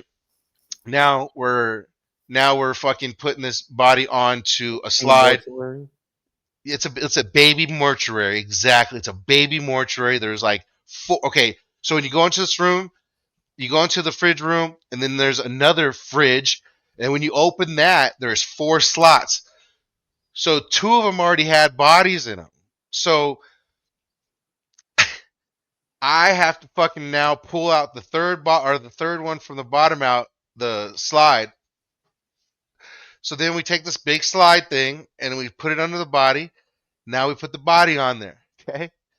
So now we fucking go to put the fucking thing in, slide the body in. We're good. That's probably about 10 minutes into it. Next thing you know, the bell rings. And I'm like, what's that? Like, oh, it's the mortuary guy. And I'm like, Oh no. okay. Mortuary guy fucking is at the door. Hey guys, I'm here for da da da da da. Oh, well, good thing we're right here, right? Ricky's like, good thing we're right here, right? I'm like, all right.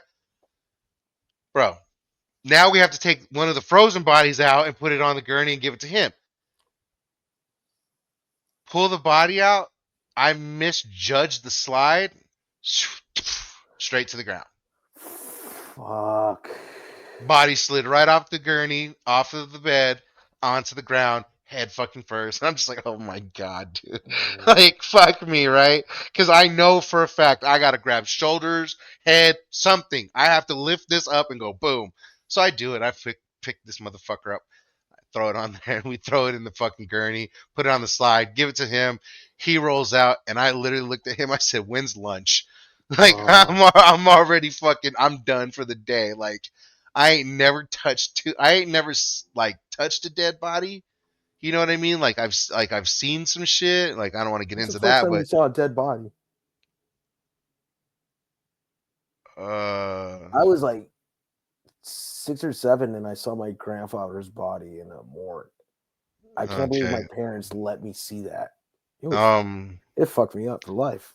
I was like, I had to be like 7 or 8, 6 or 7, because I remember like where we lived and why we were at a certain area. So we got off the bus and we were walking to my dad. My dad was working at Division 1 down the bus station. So we're walking from the trolley station on 12th and Imperial right down the like. I know you're like, what the fuck is he talking about? People from San Diego know what I'm talking about. As soon as you You're get not off the talking trolley about station, NCAA? so as soon as you get off the trolley station, you walk down Imperial. So I'm walking down Imperial, and we're going towards the bus station. And I look over, and these 2 dudes are arguing. And next thing you know, this dude just fucking starts stabbing him. And as soon as he does it, he stabs him and he pulls, and his stomach just goes. Huh! And my mom smacked me so hard in the face. She goes, "Don't look," and like hit me right. My dad was like, get off of him. Like, literally, like, don't touch him like that. Like, she got mad. And then I remember looking up, and he was just standing over his body, and it was like, he was just bleeding out. And I was like, he was probably like, so I was on the sidewalk, and they were just off of the sidewalk across the street. So this dude's only like, 40 feet away from me. And I saw the whole thing. I was like, oh shit. I remember that. So I seen that. I seen somebody actually get. If he survived, hopefully he survived. If he didn't, then I actually saw somebody get killed. Yeah, that fucking. But his whole stomach, literally poured out in front of me. I'm like, oh shit. Part of me wanted to say I knew that was a bullshit lie because you said you were on a sidewalk. No one's gonna get it. You don't get it? Remember last summer when you came out here? What the fuck did you do? Yeah, I hate fucking this sidewalks. fucking guy hates sidewalks. So I have a hard time believing him because he was on the sidewalk. Yeah, I was 6 or 7, so I don't really have a choice. I had to be on that sidewalk. I fucking hate sidewalks. He really does hate sidewalks. I hate sidewalks. I mean, I got robbed on a sidewalk. I got mugged on a sidewalk, bro, in front of my house, damn near, when I was like 8 or 9. Some dude mugged me coming out of 7-Eleven. I got mugged at a park one night when I was doing some laps because it was like 2013. I was getting ready for a jiu-jitsu tournament, and there was this park in Glendale I like to go to. And I was doing some laps, and some dude saw me, and he tried to come at me, right? Hey, come at me, bro. He tried to come at me. He swung at me, And I just remember trying to go for a takedown on him, trying to get him down, and just so I could beat the shit out of him, but he got away. Fuck. He's fuck. Very disappointing moment in my life. My dude just came up to me and snatched a bag at him. I had bought. I had a $20 bill. Oh, I had bought like $8 worth of shit because then I put the change into the bag because I always used to just put the change in the bag. And so I had like, bro, I had like soda and bread, or like I had like something my mom needed, something I wanted, and like some soda. damn. Yeah, I didn't have much, but this dude just came up and snatched my bag, bro. And I'll Damn, never you forget didn't what he do looked like. shit. He looked like he was like a 30-year-old white dude, kind of like scruffy white guy with red hair, but he had like this green funky ass high school jacket that had no letters on it. It was like green and white, but no Like a letters. crack out Ron Howard. Yeah, yeah. You got. Or even like a fucked up Bill Burr. You know what I mean? Oh man, when he had hair. Yeah, like curly, all fucked up Back when hair. he had his first Netflix specials. But he snatched my bag, bro. And when he snatched it, everything fell out. And this, I'll never forget what he said. He goes, "Oh, thank you," because the money fell out, and he snatched the money up, and he snatched my shit. But when he said it, he crossed his legs. He's like, "Oh, thank you," like all like a crackhead. Yeah. Now that I think about it, man, that motherfucker robbed me right in front of the theater, right there on El Cajon Boulevard. Fuck, man. I don't think I ever. Motherfucker. Well, I'm told that story where I got mugged while I was running, but I don't think I ever had anyone try to rob me. Ever. I mean, I had one dude try to fucking hold me up for money after a show. Did I ever tell you that story? After one of your shows? Yeah. No. So I was bringing this guy in. He's known as Dino Winwood, Howdy Price, Bob. I was gonna make him commissioner of Epic Pro, right? Okay. Now I'll admit I made a rookie mistake by like not talking to him about pay, right? You know how much he wanted, but I will say like, hey, I told this guy if there's anything you need to talk about or anything business wise, let me know. Blah blah. He's like, oh, just give me the card for the show when I do the ring announcing and then we do the angle. I'm like, okay, cool.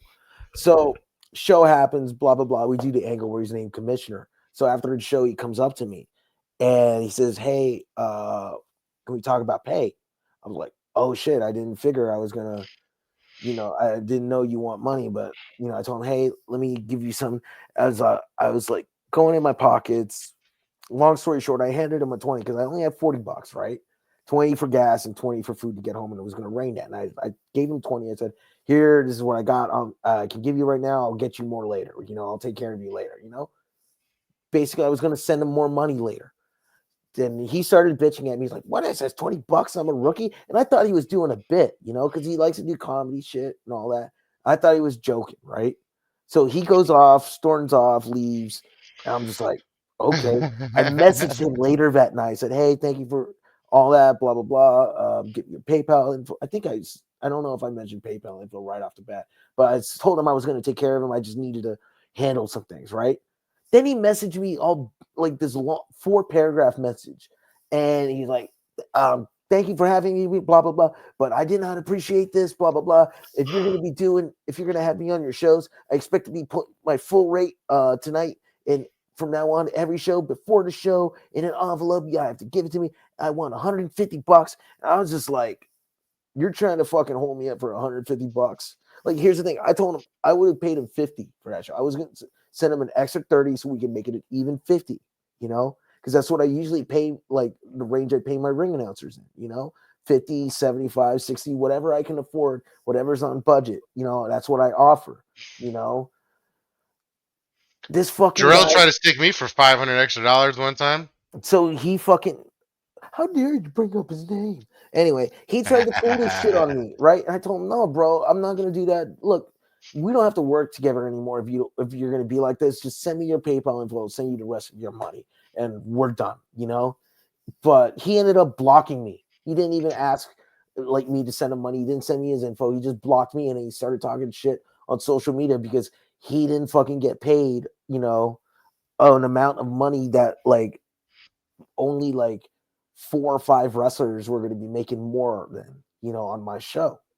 And it was like, who the fuck does this guy think he is trying to demand, $150 for that? If you know anything about independent wrestling pay scales, like for a guy like him, that's way too much, dude. It's like you aren't worth that shit. Imagine if I had to pay 20 wrestlers $150 each. Like, imagine how much that costs. And now you're wanting the same rate? No, they're fucking putting their fucking bodies on the line, and you're just talking. We don't even have that fucking kind of revenue to pay. Like, if we were making a shitload of money, right? If Epic Pro was making like fucking $20,000 on ticket sales, yeah, I'd be able to justify paying a ring announcer $150, but it's also like, what did you do to earn that $150? Where have you been? What have you And done? why didn't you? Here's the biggest thing. Why didn't you say it straight up before? Like, hey, okay, if you're gonna do this, I want $150, ahead of time. And if you would have told me that, I said, I can't swing that, bro. I'm sorry. Like, the fuck out of here, dude. Like, it's just it's just some bullshit. And you mentioned Jarrell. You know what's funny? Someone also told me about what he wanted money wise to be a manager. I was like, bro, don't use him. And they ended up not using him. So yeah. It's just funny how these dudes just look at wrestling shows and think, oh, I'm gonna make money off this shit. I'm gonna get these promoters to pay me. It's like, bro, you're like, a lot of us don't even have profit margins. Get the fuck out of here. We're trying There's to a think show.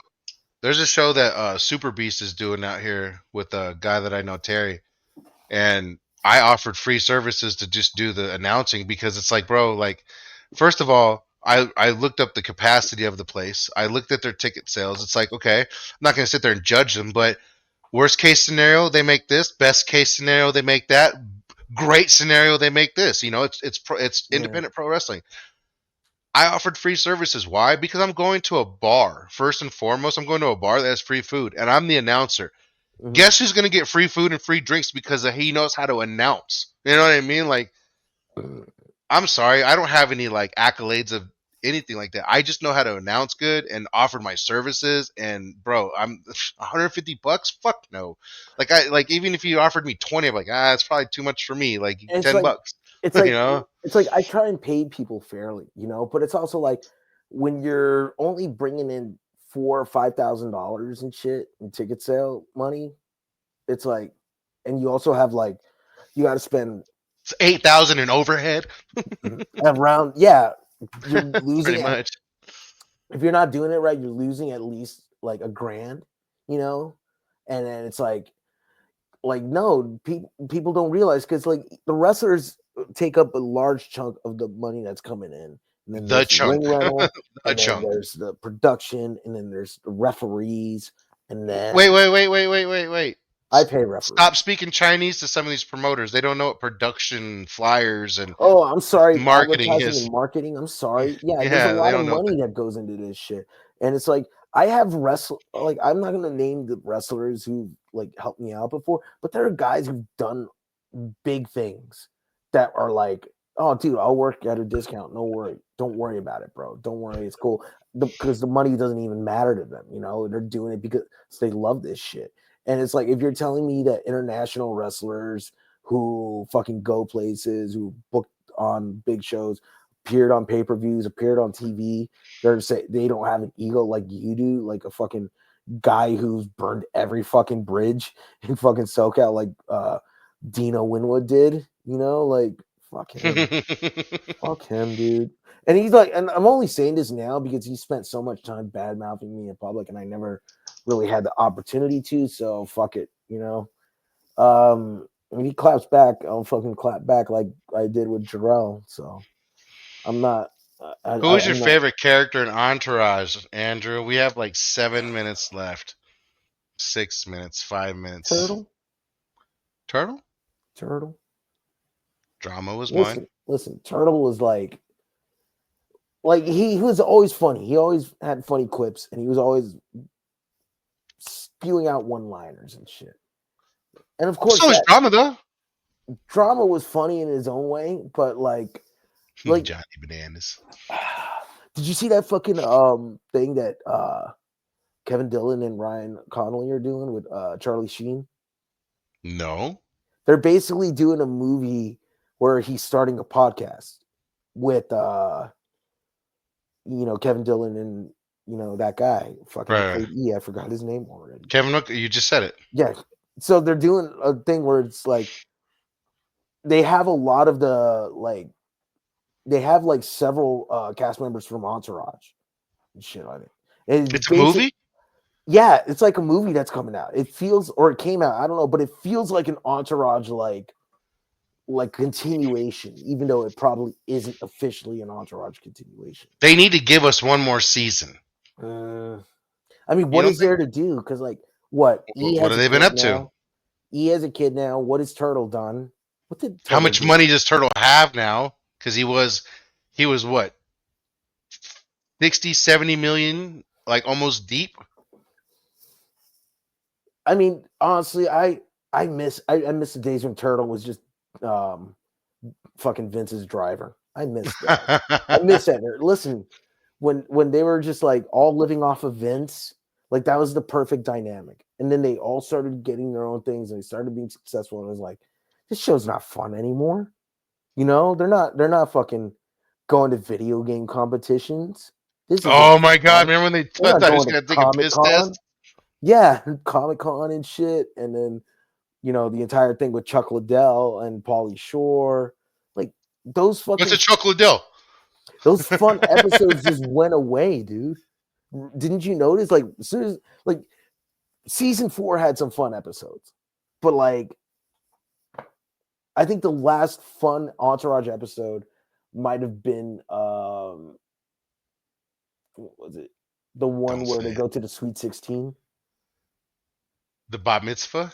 No, Oh no, the the one Sweet where 16. Vince The Sweet sings at the 16. Sweet 16, and then Drama is like, "Can't you hear me, bitches?" And he pukes into a cage because he was all fucked up because he broke up with his long That was distance Fran girlfriend. Drescher. Yes, Fran Drescher as the mom. She was fucking dude. She was always beautiful, man. Oh, Fran Drescher was a Bro, dime. Even man. my wife knows that. My Fernando, wife says it. Yeah, my wife says it. dude. Like when I don't remember if you remember the Old Navy commercials that she was in, but like, man, right around that time, like when I was 13 in 2001, something about her just really drew me in. Make like, me. fuck. Okay, everybody, we have a very special surprise for you. Please give a Aquaman. warm welcome to Mr. Vincent Chase of Aquaman fame. Aquaman. He's coming. This is an all-time great moment in TV. Please don't history. copyright me, HBO. I mean, if it's on YouTube, it'll be fun. Won't you please say a few words? Well, I'm very happy to be here with Candace on this very special occasion. I know a way you could make it more special, Vincent. Candace, don't be a whore. Everybody, Mr. Vincent Chase. Pause it, Gus. Pause it for a second. Oh, come on. Pause it for 1 second. 1 second. Remember the scene earlier in the episode when like they're introducing her to Vince, and then the dad talks about how he paid for her nose surgery and only to get it broken again, and she's like, "Well, maybe I broke it sucking my boyfriend's dick, Dad." You would say that. I would say that. You're just too good to be true. Can't take my eyes off of you. You like heaven to touch. I'm not letting him go out like this. Not my bro. Not tonight. What are you talking about? He sounds great. Stop it, Drama. Not to my ears, you don't. Put your jacket on. You're just too good to be true. The dad loves every bit of it too. Caught in the way that I stare. There's nothing else to compare. The thought of you leaves me. Good news, Eric. Ed Norton liked the script. He loved it. He wants to do See, it. That's season great. 3B is ruined because of He her. sees it a little bit bigger than scripted. He wants to see You know, the firemen the entire battling the dynamic blaze with instead them of just getting rid of all His these son-in-law? firehouse talking Huh? about it. Well, that sounds like a Mr. lot bigger than a Son-in-law? little bigger. He wants What's to make her it a name? studio film. She was in Maybe give him a Son-in-law. shot to direct. I never saw that. Anything Smoke Jumpers is a more evocative title Was than that with Nine Brave Pauly Shore Souls. too? You okay with that? Sure. Great. I'll let you know when I know more. Go back to your party.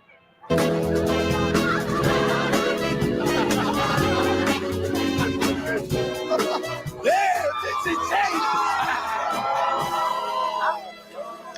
I love you, baby.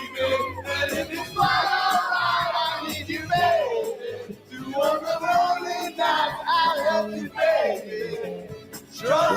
hear me when I say, can you hear me, bitches?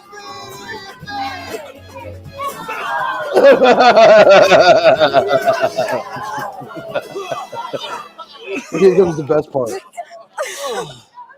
I hope you got that. I hope you got the money in advance. That's gonna do it. Mic'd up with Chess. Also, guys. special announcement. I'm bringing back Finest City Wrestling. Shh. Yes, we are. I'm the owner.